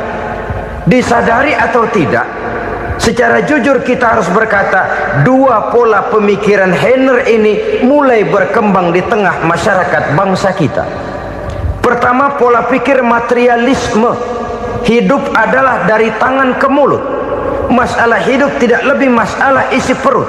Itu yang perlu dibela, dan disitulah arti kehidupan. Pergi pagi, pulang sore, peras keringat, banting tulang untuk mempertahankan perut. Kalau sudah kemari cara orang berpikir, maka buat apa percaya kepada yang gaib? Untuk apa sholat? Untuk apa puasa? Untuk apa zakat? Untuk apa menghadiri majelis taklim? Tanpa kepercayaan kepada yang gaib, hidup berjalan menurut alur empiris dan materialis. Kalau sudah ke sana cara orang berpikir, biasanya orang lalu cenderung menghalalkan segala cara. hanyalah orang yang percaya bahwa akhirat ada, hanyalah orang yang percaya bahwa alam kubur itu ada, hanyalah orang yang percaya bahwa malaikat itu ada, hidupnya akan lebih terarah dan terkendali. Karena kepercayaan kepada yang gaib, yang merupakan fase daripada kehidupan setelah hidup yang sekarang ini, mewarnai gerak pribadi seseorang di dalam dia melakukan kegiatan hidupnya. Pola berpikir materialisme, disadari atau tidak, mulai menggejala di lingkungan masyarakat bangsa kita. Hidup tidak lebih dari urusan tangan ke mulut, mulut ke tangan, tangan ke mulut. Asal perut sudah kenyang, hiduplah sudah. Perkara bagaimana prospek hari yang akan datang, bagaimana akhirat, tidak jadi persoalan. Ini yang oleh Nabi diperingatkan, ad-dunya sijnul mu'min wa jannatul kafir. Dunia adalah penjara bagi orang beriman dan surga bagi orang kafir. Dulu di zaman Belanda hadis ini pernah disalah tafsirkan, disalah artikan, digunakan sebagai senjata untuk mengkebiri dan membuat impoten umat Islam. Sudahlah umat Islam gak usah macam-macam, kata Belanda. Dunia ini kan penjara buat orang Islam, surga buat orang kafir. Di penjara jangan bertingkah.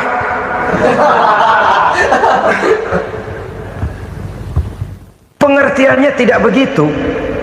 Dunia adalah penjara bagi orang mukmin. Artinya dalam kehidupan dunia seorang mukmin tidak bebas memperturutkan hawa nafsunya.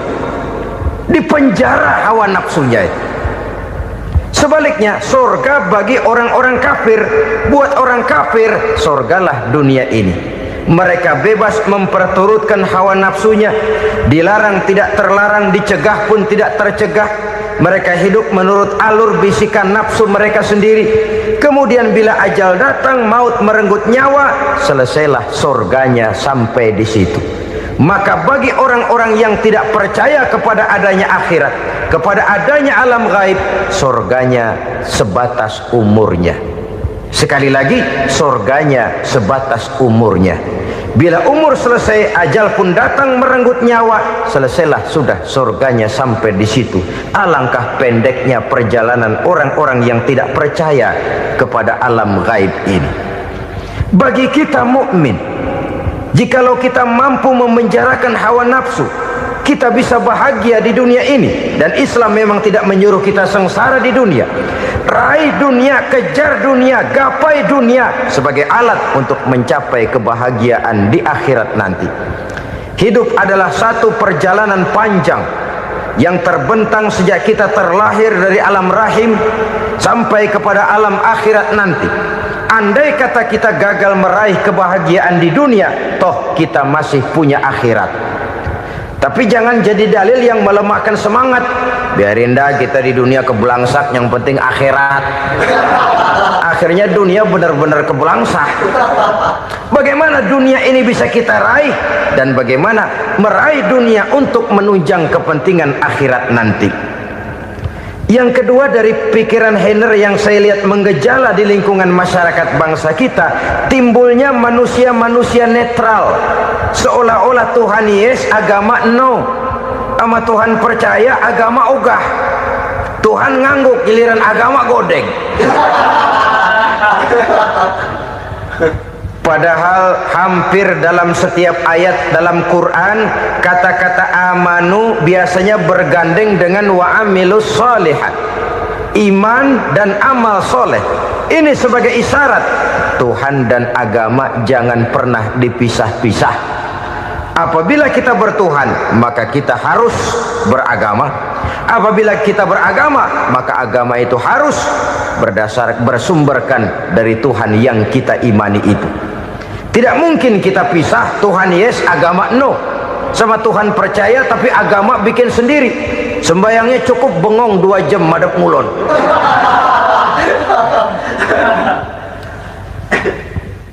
Saudara-saudara kaum muslimin rahimakumullah. Jadi dengan demikian, agama yang kita akui merupakan unsur mutlak di dalam pembangunan sekarang ini, merupakan bagian dari kehidupan yang menuntun kita bahwa di balik alam nyata ini, di balik alam syahadah ini ada alam gaib. dan mudabbir, murabbi, yang mengatur, yang menguasai, yang memelihara, baik dia alam nyata, baik dia alam gaib, tidak lain adalah Allah Subhanahu wa ta'ala. Di sana ada satu super power, satu maha kekuatan yang kita perlu bersandar kepadanya. Sebagai makhluk nyata yang hidup di alam nyata, berbuatlah secara nyata sebagaimana harusnya kita berbuat. Karena Islam jelas bukan agamanya orang pemalas. Islam jelas bukan agamanya orang yang mengajarkan setelah selesai sholat boleh duduk nggelenggem ayam-ayam ndelohom, menghitung bintang di langit sambil menunggu keajaiban. Tidak. Islam adalah agama yang mengajarkan apabila sholat sudah selesai kamu kerjakan, bertebaranlah di permukaan bumi, cari karunia Tuhanmu. Jangan hidup berpangku tangan menunggu keajaiban, karena hidup bukan undian. Jangan berharap untung besar tanpa mau peras keringat. Tapi di sebalik itu toh kita juga harus yakin bahwa di sisi usaha nyata yang kita lakukan ada satu super power, satu maha kekuatan gaib yang menentukan berhasil dan tidaknya usaha kita. Kepercayaan kepada hal semacam inilah yang mendorong kita untuk mempunyai sandaran vertikal, agar jikalau usaha ini berhasil, kita tidak lupa diri dan lupa daratan. Jikalau usaha ini gagal, kita tidak putus asa dan buruk sangka, tidak cupik pandangan dan sempit hati, tapi mampu melihat persoalan dengan kacamata putih sambil husnuzon kepada Allah Subhanahu wa ta'ala. Kita percaya malaikat itu ada yang namanya Raqib dan Atid, mengawasi gerak hidup kita sampai kepada gerak hati kita. Ini memberikan sugesti agar kita berhati-hati, tidak sejengkal tanah pun kita bisa berlindung dari pengawasan Raqib dan Atid. Ada Munkar Nakir yang akan menyoal kita di alam kubur. Ada malaikat Malik, penjaga neraka. Ada malaikat Ridwan yang menjaga surga. Kita percaya kepada adanya jin, kita percaya kepada adanya setan, iblis. Percaya kepada adanya, bukan mempercayai si setan, si iblis lalu menjadikannya sebagai teman. Tidak. Percaya bahwa mereka itu ada dan merupakan makhluk Allah yang gaib yang diciptakan Allah Azza wa Jalla. Kepercayaan kepada alam gaib memberikan motivasi terhadap gerak lahir manusia, sehingga dengan motivasi kepercayaan kepada yang gaib, gerak lahir jadi lebih terarah, jadi lebih terpelihara. Pernah seseorang bertanya, "Pak, apakah adanya akhirat bisa dibuktikan secara ilmiah?" Saya bilang tidak bisa, tidak bisa. Kenapa? Karena yang berangkat nggak pernah pulang kembali lagi. Kalau dia pulang kemari bisa kita tanya bagaimana enak di sono. Cuma secara moral saya katakan, lebih beruntung orang yang percaya kepada akhirat daripada yang tidak. Sekarang saudara percaya akhirat ada, lalu saudara baik-baik di dunia, sholat, puasa, zakat, menolong orang lain, menebarkan kebajikan. Saudara mati, andai kata akhirat tidak ada, toh dalam hidup saudara sudah berbuat baik, paling tidak nama saudara akan dikenang sebagai orang baik. Sebaliknya, saudara percaya, kata saya, bahwa akhirat tidak ada, lalu hidup semau-maunya, tenggelam dalam maksiat dan munkarat, menentang Allah, tidak mau ruku dan sujud, lalu saudara mati, kemudian akhirat ada. Ayo, mau apa?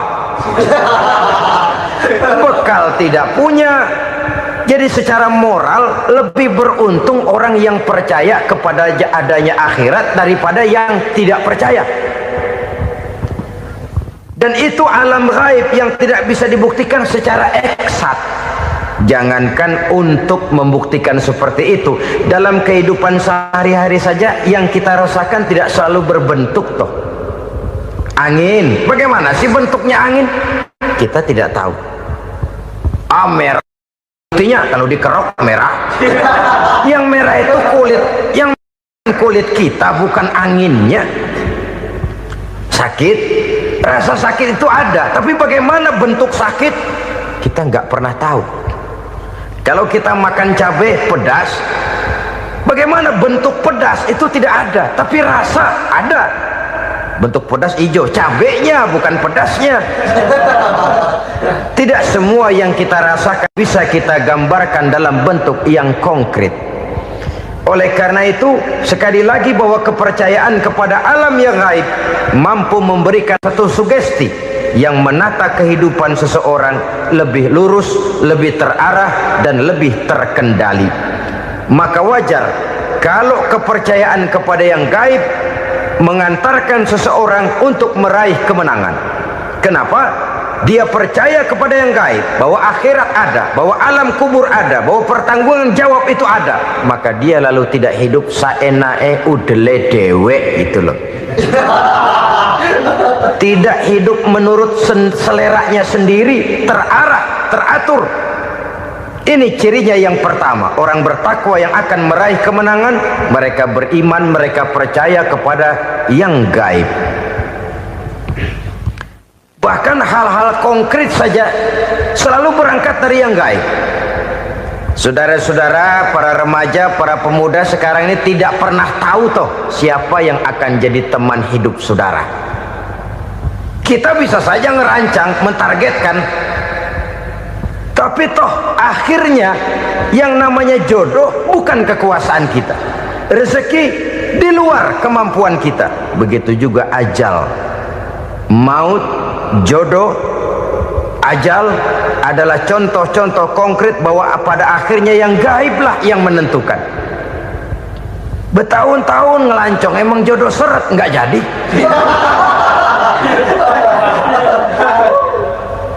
Begitu kenal baru setengah malam nginep ditangkap hansip kan. Hal-hal semacam itu kadang-kadang kita berpikir suuzon, gilet, perempuannya cakep banget, lakinya rebek amat. Memang begitulah jodohnya. Memang begitulah jodohnya. Saudara hadirin ma'asyiral muslimin yang saya hormati, jadi hal-hal yang konkret saja kita yakini sepenuhnya ditentukan oleh satu superpower yang gaib itu tadi. Dari sanalah segala ketentuan itu berangkat dan kesanalah segalanya akan kembali. Maka kepercayaan kepada yang gaib meluruskan gerak hidup seseorang dan itu akan mengantarkan dia kepada meraih kemenangan. Satu. Yang kedua, wa yuqimuna shalah. Orang bertakwa yang akan meraih kemenangan itu adalah orang-orang yang mendirikan sholat. Kenapa sholat mengantarkan orang untuk meraih kemenangan? Yang jelas, inna sholata tanha anil fahsya'i wal munkar. Sholat mampu mencegah manusia dari perbuatan keji dan munkar. Banyak filsafat hidup yang terkandung di dalam sholat ini.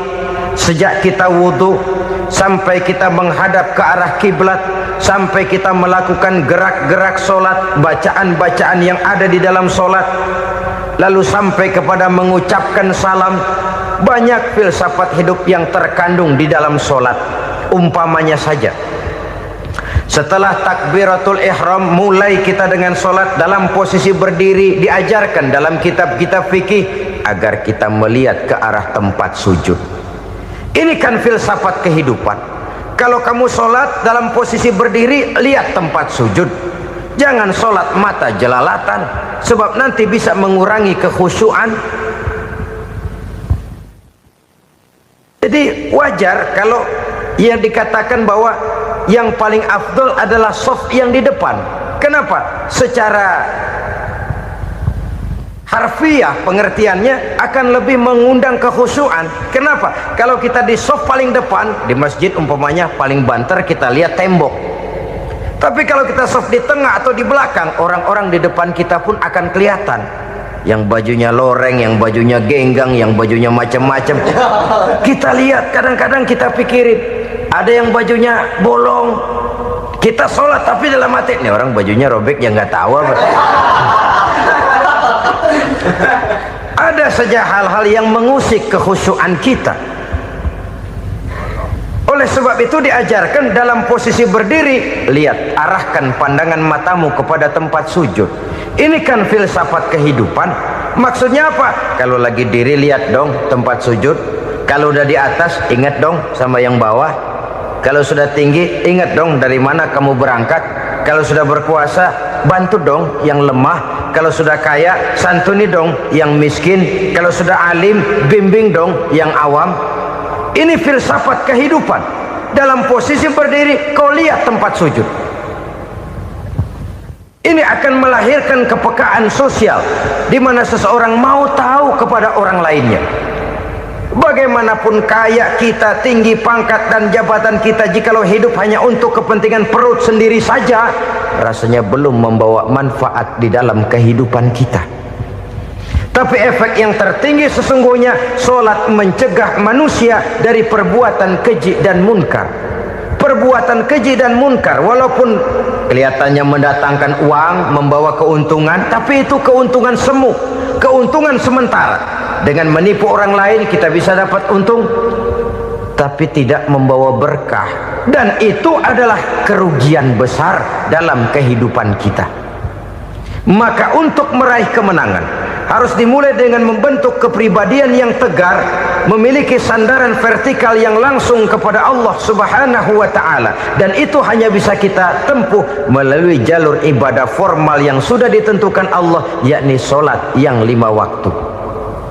Untuk memperkuat itu, ada solat-solat sunnah, rawatib, nawafil, sebagai terminal-terminal kontrol cadangan untuk memelihara stabilitas temperatur batin di dalam kita berhubungan dengan zat yang maha gaib, yaitu Allah Subhanahu wa ta'ala.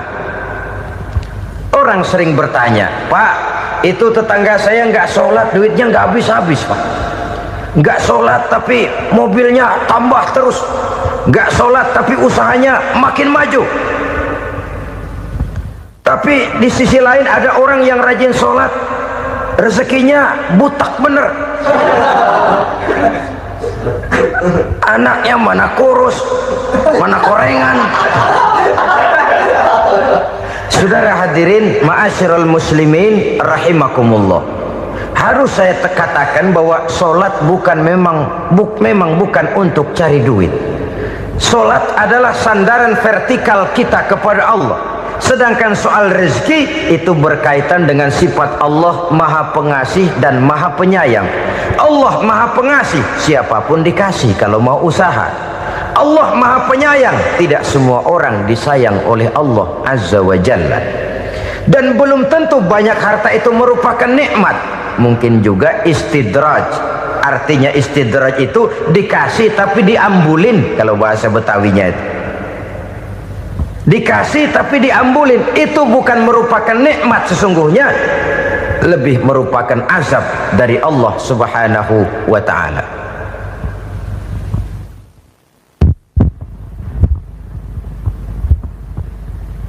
Agama mempunyai sistem solat, dan kita umat Islam telah dituntun oleh Allah Subhanahu wa ta'ala yang wajibnya 5 kali dalam sehari semalam mendirikan solat.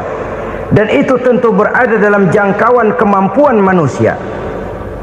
Pada awalnya barangkali kita memang merasa solat itu satu kewajiban, tapi semakin kita hayati makna, manfaat dan filsafat yang terkandung di dalam ajaran solat, semakin sampai kita kepada keyakinan bahwa solat adalah keperluan kita. Sehingga pada waktu tertentu dinilai puncaknya, kita tidak lagi akan berkata saya wajib sholat, tapi kita akan berkata saya perlu sholat.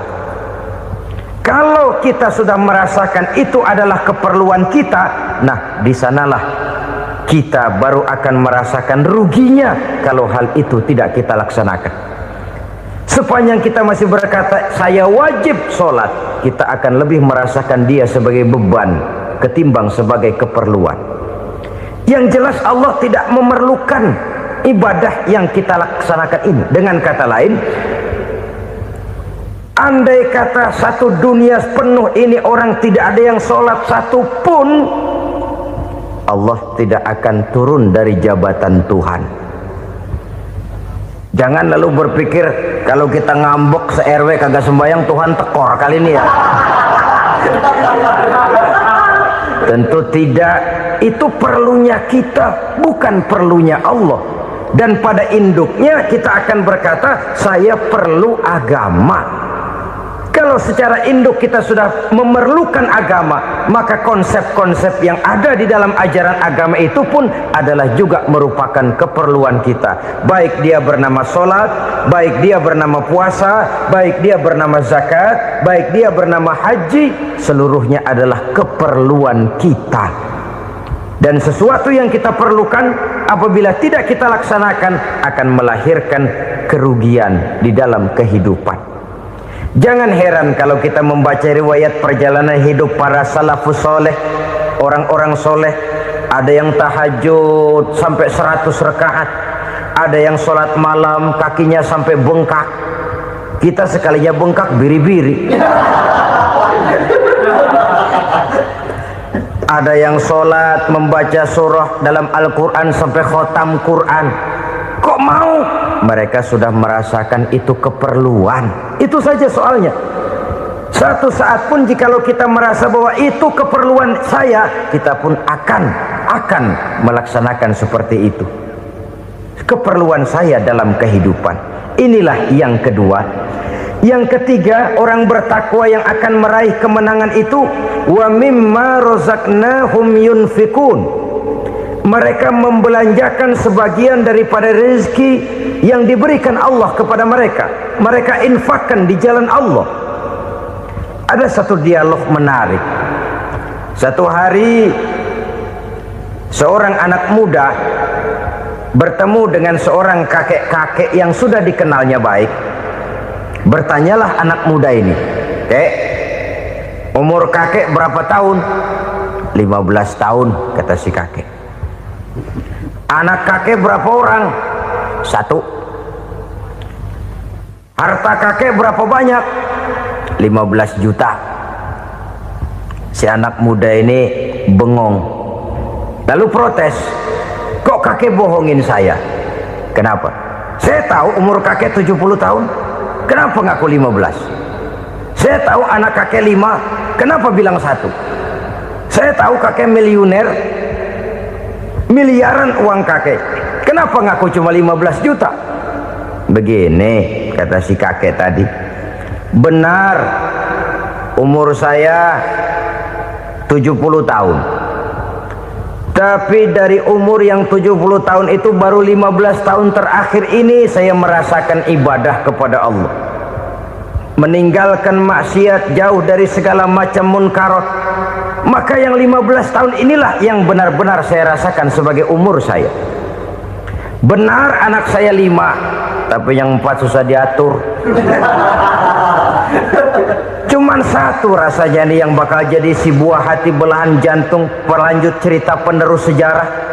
Cuma 1 ini yang saya harapkan, yang akan jadi anak soleh, yang akan membuat saya menerima pensiunan pahala. Kalau yang 4 apek dah, nggak ada harapan. Yang 1 nyekek botol melulu. Oh begitu, iya. Lalu kenapa kakek bilang harta kakek cuma 15 juta padahal saya tahu kakek uangnya miliaran, depositonya banyak? Ya karena 15 juta itulah yang saya ingat yang pernah saya belanjakan di jalan Allah. Saya merasa itulah harta saya yang sebenarnya. Yang miliaran yang saya simpan di bank kelak kalau satu saat saya mati akan jadi rebutan di antara anak-anak saya. Iya kalau anak saya soleh kayak yang 1 ini. Kalau yang 4 tadi udah tulen dia bakal berantem dah berebut tuh. Jadi 15 juta yang saya belanjakan di jalan Allah inilah yang saya merasakan benar-benar harta saya yang sesungguhnya. Dialog ini patut menjadi bahan renungan kita bersama. Diberikan kita umur 40, 50, 60, 70, 80. Berapa tahun dari umur yang diberikan itu yang jalan mulus, yang kita gunakan untuk melaksanakan ibadah? Banyak harta kita simpan di bank, di lemari, di dompet, di tas. Tapi berapa yang sudah kita depositokan di jalan Allah yang akan menemani kita di hari kita kembali nanti? maka orang bertakwa yang akan meraih kemenangan. Wa mimma razaqnahum yunfikun, mereka membelanjakan sebagian dari rezeki yang diberikan Allah di jalan Allah subhanahu wa ta'ala. Ma'asyiral muslimin rahimakumullah, zahirnya memang kita memberikan kepada orang lain, tapi hakikatnya kita menyimpan untuk diri kita sendiri. Kita memberikan kepada yatim piatu 25.000, zahirnya kita memberikan si yatim, hakikatnya kan kita cuma nyimpan. Saya berikan, titip kepadamu, ini untuk saya di akhirat. Kau boleh belikan baju, kau boleh belikan untukmu makan, kau boleh bayarkan sekolahmu, ini untuk saya. Hakikatnya kita nyumbang masjid 1 juta, zahirnya kita berikan kepada panitia masjid, tapi hakikatnya kan cuma titip 1 juta ya, untuk saya di alam kubur nanti. Silahkan kau boleh belikan semen, ini uang, belikan besi, belikan pasir, saya cuma sekedar titip untuk kepentingan saya. Hakikatnya kita cuma sekedar menitip. Sebagaimanapun pada hakikatnya, apapun yang kita miliki dalam kehidupan kan cuma sekedar hak guna pakai, bukan hak milik mutlak. Harta kita, rumah kita, kendaraan kita, kebun kita, pabrik kita, hak guna pakai saja. Hak milik mutlak cuma untuk Allah subhanahu wa ta'ala. Saudara-saudara kaum muslimin rahimakumullah, ini yang ketiga.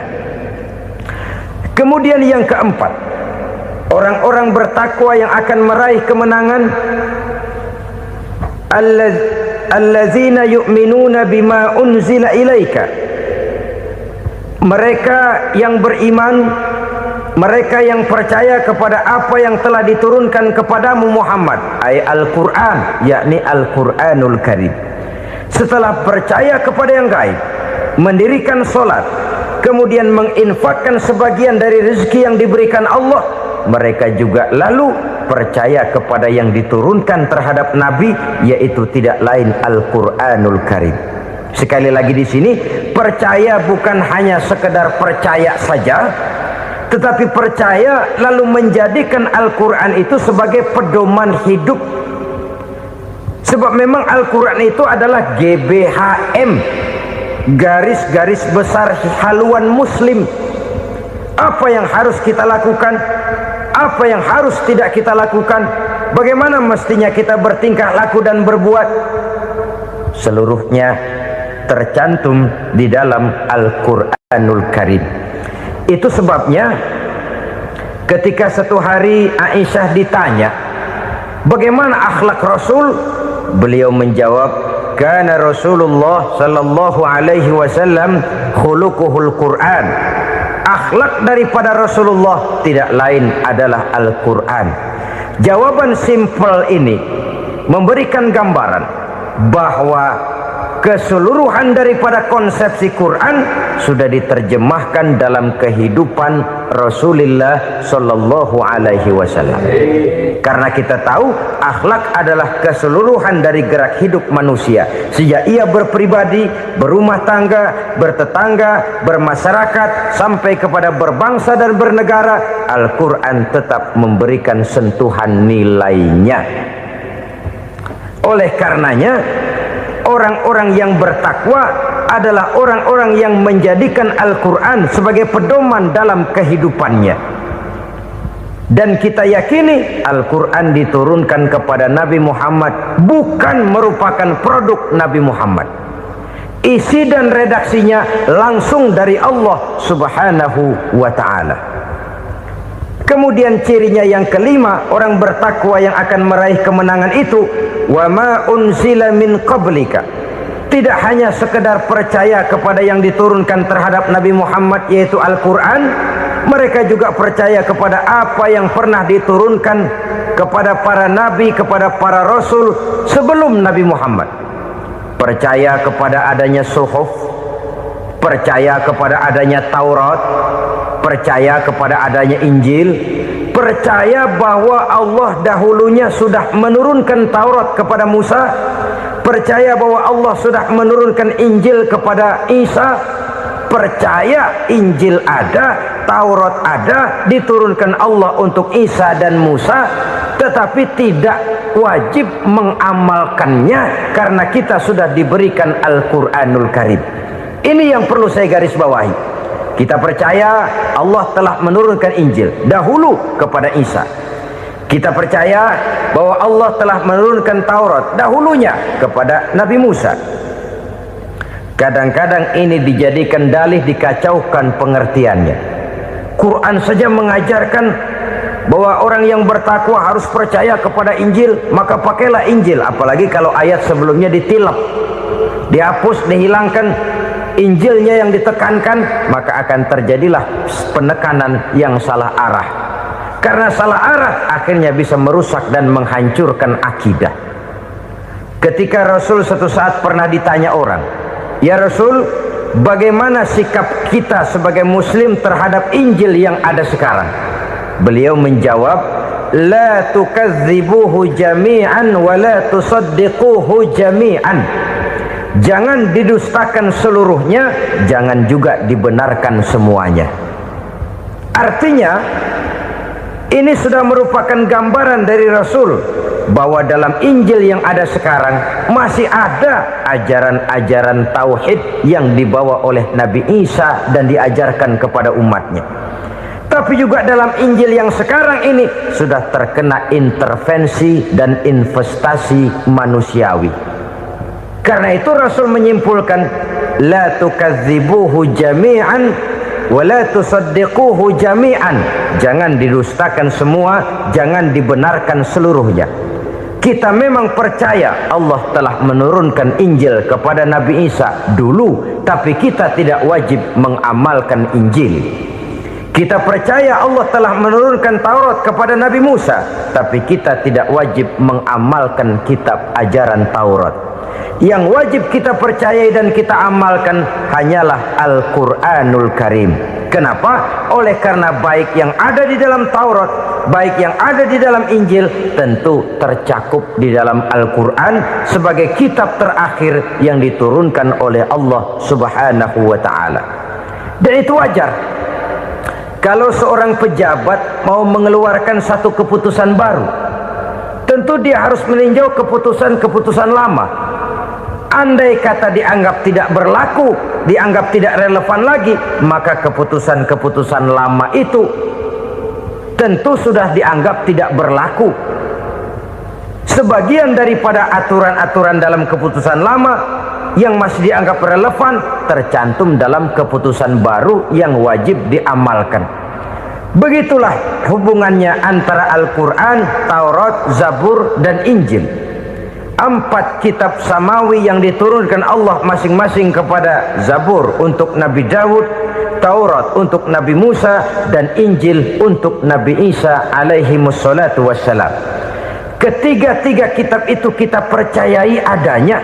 Kita yakini Allah telah menurunkan Zabur, Taurat, dan Injil, tapi kita tidak wajib mengamalkannya. Yang wajib kita mengamalkannya sekarang ini tidak lain hanyalah Al-Quranul Karim saja, karena ia mencakup apa yang ada di dalam Zabur, apa yang ada di dalam Taurat, dan apa yang ada di dalam Injil.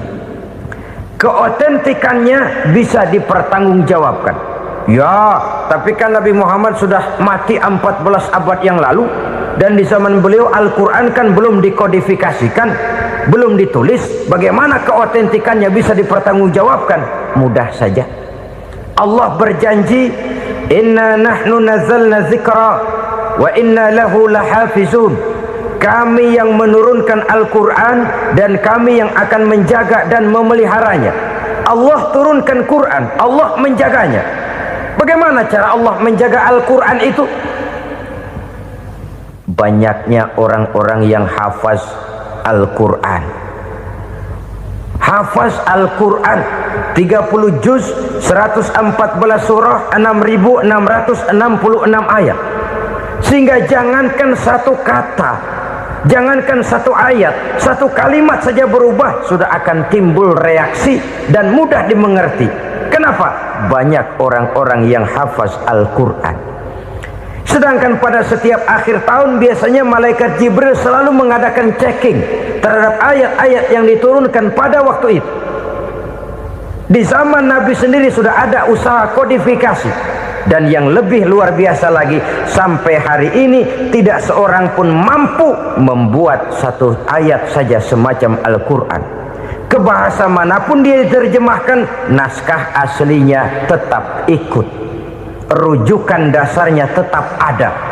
Berdasarkan itu maka tidak mungkin terjadi penyelewengan terhadap atau pemalsuan terhadap ayat-ayat Al-Quranul Karim. Kesuciannya, keotentikannya, kemurniannya bisa dipertanggungjawabkan. Ma'asyiral muslimin rahimakumullah. Oleh karenanya konsepsi dasar daripada ajaran Islam ini memang tidak lain adalah Al-Quran dan Sunnah. Isi daripada agama Islam yang merupakan iman, Islam dan ihsan, konsepsi dasarnya tidak lain adalah Al-Quran dan Sunnah Rasulullah Sallallahu Alaihi Wasallam. Maka yang kita perlukan sekarang ini adalah terjemahan Al-Quran di dalam kehidupan kita. Dengan demikian maka gaya kehidupan yang lebih Qurani itulah yang kita dambakan. Kita perlu memang terjemahan Quran dalam bahasa Inggris, dalam bahasa Belanda, dalam bahasa Jepang, tapi yang lebih kita perlukan adalah terjemahan Quran di dalam kehidupan kita. Konsekuen, tidak memanipulasi, ringan sama kita jinjing, berat sama kita pikul. Jangan kalau lempengan ayat Quran tuh kira-kira enak diamalin, keras teriakan kita. Giliran kira-kira ayat Quran itu mukul kepala kita sendiri, diam kita. Itu ciri yang pernah disindir Allah dalam awal-awal Baqarah juga itu. Ciri beragamanya orang yang munafik. Kullama adha'a lahum masyawfih, kata Allah. Wa iza azlama alaihim qamu. Apabila terang mereka jalan, apabila gelap mereka berhenti. Artinya kalau kira-kira di Islam nguntungin, rame-rame pada teriak Islam. Tapi ketika diminta untuk berjuang, ketika dituntut untuk berkorban, rame-rame mengundurkan diri. Nasib agama tidak ubahnya seperti daun pisang yang dikait orang di tepi jalan lantaran tak berpayung di ketika hari hujan. Manakala hujan usailah sudah, daun itu pun dicampakkan di tepi jalan, diinjak pula orang nan lalu. Artinya orang menjadikan agama cuma sebagai lipstick, decoration only, tidak konsekuen. Hanya pada saat-saat kelihatannya Islam membawa keuntungan, rame-rame orang teriak-teriak tentang Islam. Tapi jikalau diminta berjuang, jikalau dituntut untuk berkorban, biasanya rame-rame juga mengundurkan diri. Jangan heran kalau mayoritas hitungan kita, tapi minoritas peranan kita. Kuantitas kita dalam jumlah, tapi dalam kualitas kita lebih sering jadi penonton daripada jadi pemain. Padahal itu sangat tidak boleh terjadi. Umat Islam di Indonesia harus bangkit. Umat Islam di Indonesia harus sadar akan keberadaannya. Tidak boleh hanya jadi penonton berpangku tangan, karena memang agama kita juga mengajarkan untuk konsekuen di dalam menjabarkan ajaran-ajaran daripada agama kita. Kita sering menjadi jatuh menjadi umat yang lemah oleh karena kita ini tidak pandai menggalang kebersamaan yang diakibatkan tidak konsekuennya kita. Diistilahkan bahwa umat Islam di dalam menggalang kebersamaannya itu harus seperti orang main sepak bola. Saudara-saudara kan tahu orang main sepak bola itu. Orang main sepak bola, kalau pertandingan belum dimulai sih silakan saja kumpul di luar lapangan, atur strategi yang baik. Tapi kalau pertandingan sudah dimulai, turun ke lapangan hijau, jangan kumpul terus. Ada sepak bola gotong royong, mundur-mundur rame-rame, depan ke depan kumpul melulu mainnya. Kalah. Orang main sepak bola itu ya harus ada penyerang tengah, harus ada penjaga gawang, harus ada strikernya, harus ada kiri luarnya, kanan dalamnya yang jadi backnya. Posisi boleh bermacam-macam, tapi yang penting saling ngoper untuk menggolkan gawang lawan. Begitulah umat Islam ini. Boleh ada yang jadi pejabat, boleh ada yang jadi pengusaha, boleh ada yang jadi petani, silakan ada yang jadi seniman, ada yang jadi penyair, ada yang jadi artis sekalipun. Tapi kalau sudah berhasil menguasai bola, jangan lupa operannya. Operan itu yang langka. Kita ini muslim kadang-kadang kalau sudah memegang menguasai bola, kalau belum mau mampus, belum mau ngoper. Nanti kalau sudah nggak punya bola, baru mau ngoper. Kalau sudah dengar-dengar mau dekat pensiun, baru mau jihad, baru mau berjuang, baru mau ngurus pesantren. Tanda tangan sudah tidak laku, memo sudah tidak dihargai, baru mau berjuang. Kemarin kemana, Mas?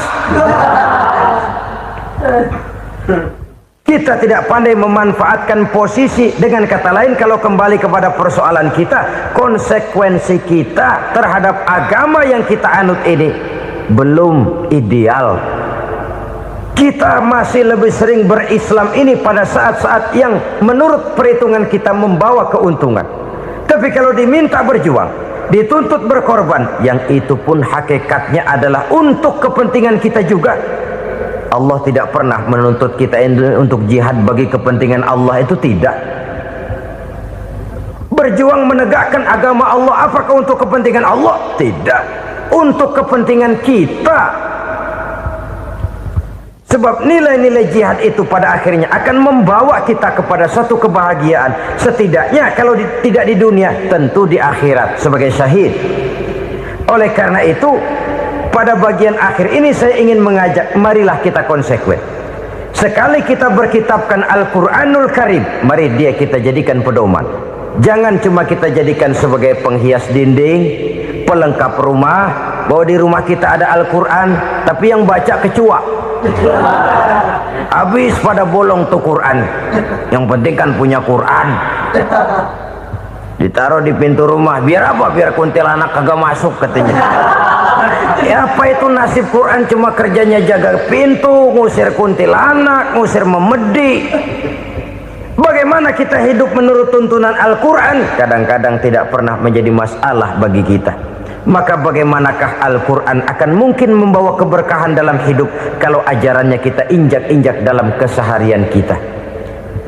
Mewujudkan gaya hidup yang lebih Qurani, itulah yang akan kita rintis di dalam kehidupan kita, bertahap, step by step, menurut kemampuan yang ada pada kita. Jika jalan ini tidak bisa kita selesaikan, percayalah akan ada generasi penerus yang akan melanjutkan usaha dan cita-cita mulia itu.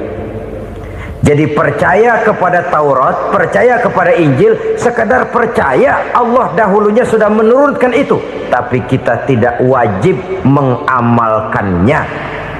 Kenapa? Generasi Injil masa berlakunya sudah kedaluarsa. Taurat masa berlakunya sudah kedaluarsa.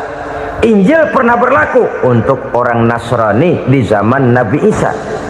Taurat pernah berlaku untuk orang Yahudi di zaman Nabi Musa. Setelah generasinya berlalu, datang Rasul penutup yang membawa Al-Quranul Karim, maka Al-Quran itulah yang berlaku menjadi pedoman sampai hari akhir nanti. Jangan jauh dari Al-Quran, karena apabila ini kita lakukan, maka kita akan kembali kepada satu gaya hidup yang jauh dari tuntunan agama, dan itu artinya kita akan semakin jauh untuk meraih kemenangan. Saudara-saudara kaum muslimin rahimakumullah, yang keenam, yang terakhir, orang-orang bertakwa yang akan meraih kemenangan itu wabil akhirati hum yuqinun. Mereka percaya, mereka yakin seyakin-yakinnya akan adanya hari akhir, di mana seseorang akan mempertanggungjawabkan seluruh perbuatannya di dalam hidup ini, dan tidak ada satu perbuatan yang bagaimana kecilnya sekalipun yang tersembunyi dalam pandangan manusia yang tidak akan dibukakan persoalannya di mahkamah Qadi Rabbul Jalil di akhirat nanti.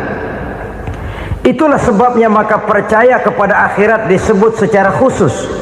Padahal di awal tadi sudah dijelaskan yu'minuna bil ghaib, percaya kepada alam gaib, dan alam gaib ini termasuk akhirat. Kenapa pada bagian akhir disebut lagi akhirat? Karena ternyata bahwa kepercayaan kepada adanya akhirat merupakan induk dari kepercayaan terhadap adanya malaikat, setan, jin dan lain sebagainya, dan akan lebih memberikan sugesti dalam kehidupan manusia untuk meluruskan gerak hidupnya. Jikalau satu saat tergerak hati akan berbuat kejahatan, ingin mencuri, sadarlah, awas ada akhirat. Sebab kalau kita cuma teriak awas ada polisi, itu cuma tertunda sementara, begitu polisi meleng embat. Kalau kita ingin berbuat jahat cuma berteriak awas ada hansip, cuma sementara ketika hansip itu ada. Tapi kalau ceritanya awas ada akhirat, mau menyeleweng awas ada akhirat, mau berjudi awas ada akhirat, mau mencuri awas ada akhirat. Keyakinan yang akan meluruskan gerak hidup manusia sehingga gerak itu jadi lebih terarah dan terkontrol, tidak merugikan baik diri sendiri, lebih-lebih orang lain. Ternyata bahwa kepercayaan kepadanya adanya hari akhirat sanggup menjadi sumber daya kontrol dari kehidupan manusia, sehingga ia tidak terjebak dalam perbuatan maksiat dan munkarat. Saudara-saudara kaum muslimin, inilah saja yang kita bicarakan pada pertemuan kali ini. Semoga Allah subhanahu wa ta'ala memberikan kekuatan zahir dan batin kepada kita untuk dapat meraih kemenangan dengan beriman kepada yang gaib, mendirikan solat, membelanjakan sebagian dari rezeki yang diberikan Allah, percaya kepada Al-Quran, beriman kepada kitab-kitab yang diturunkan sebelum Al-Quran, lalu meyakini adanya hari akhirat. Terima kasih.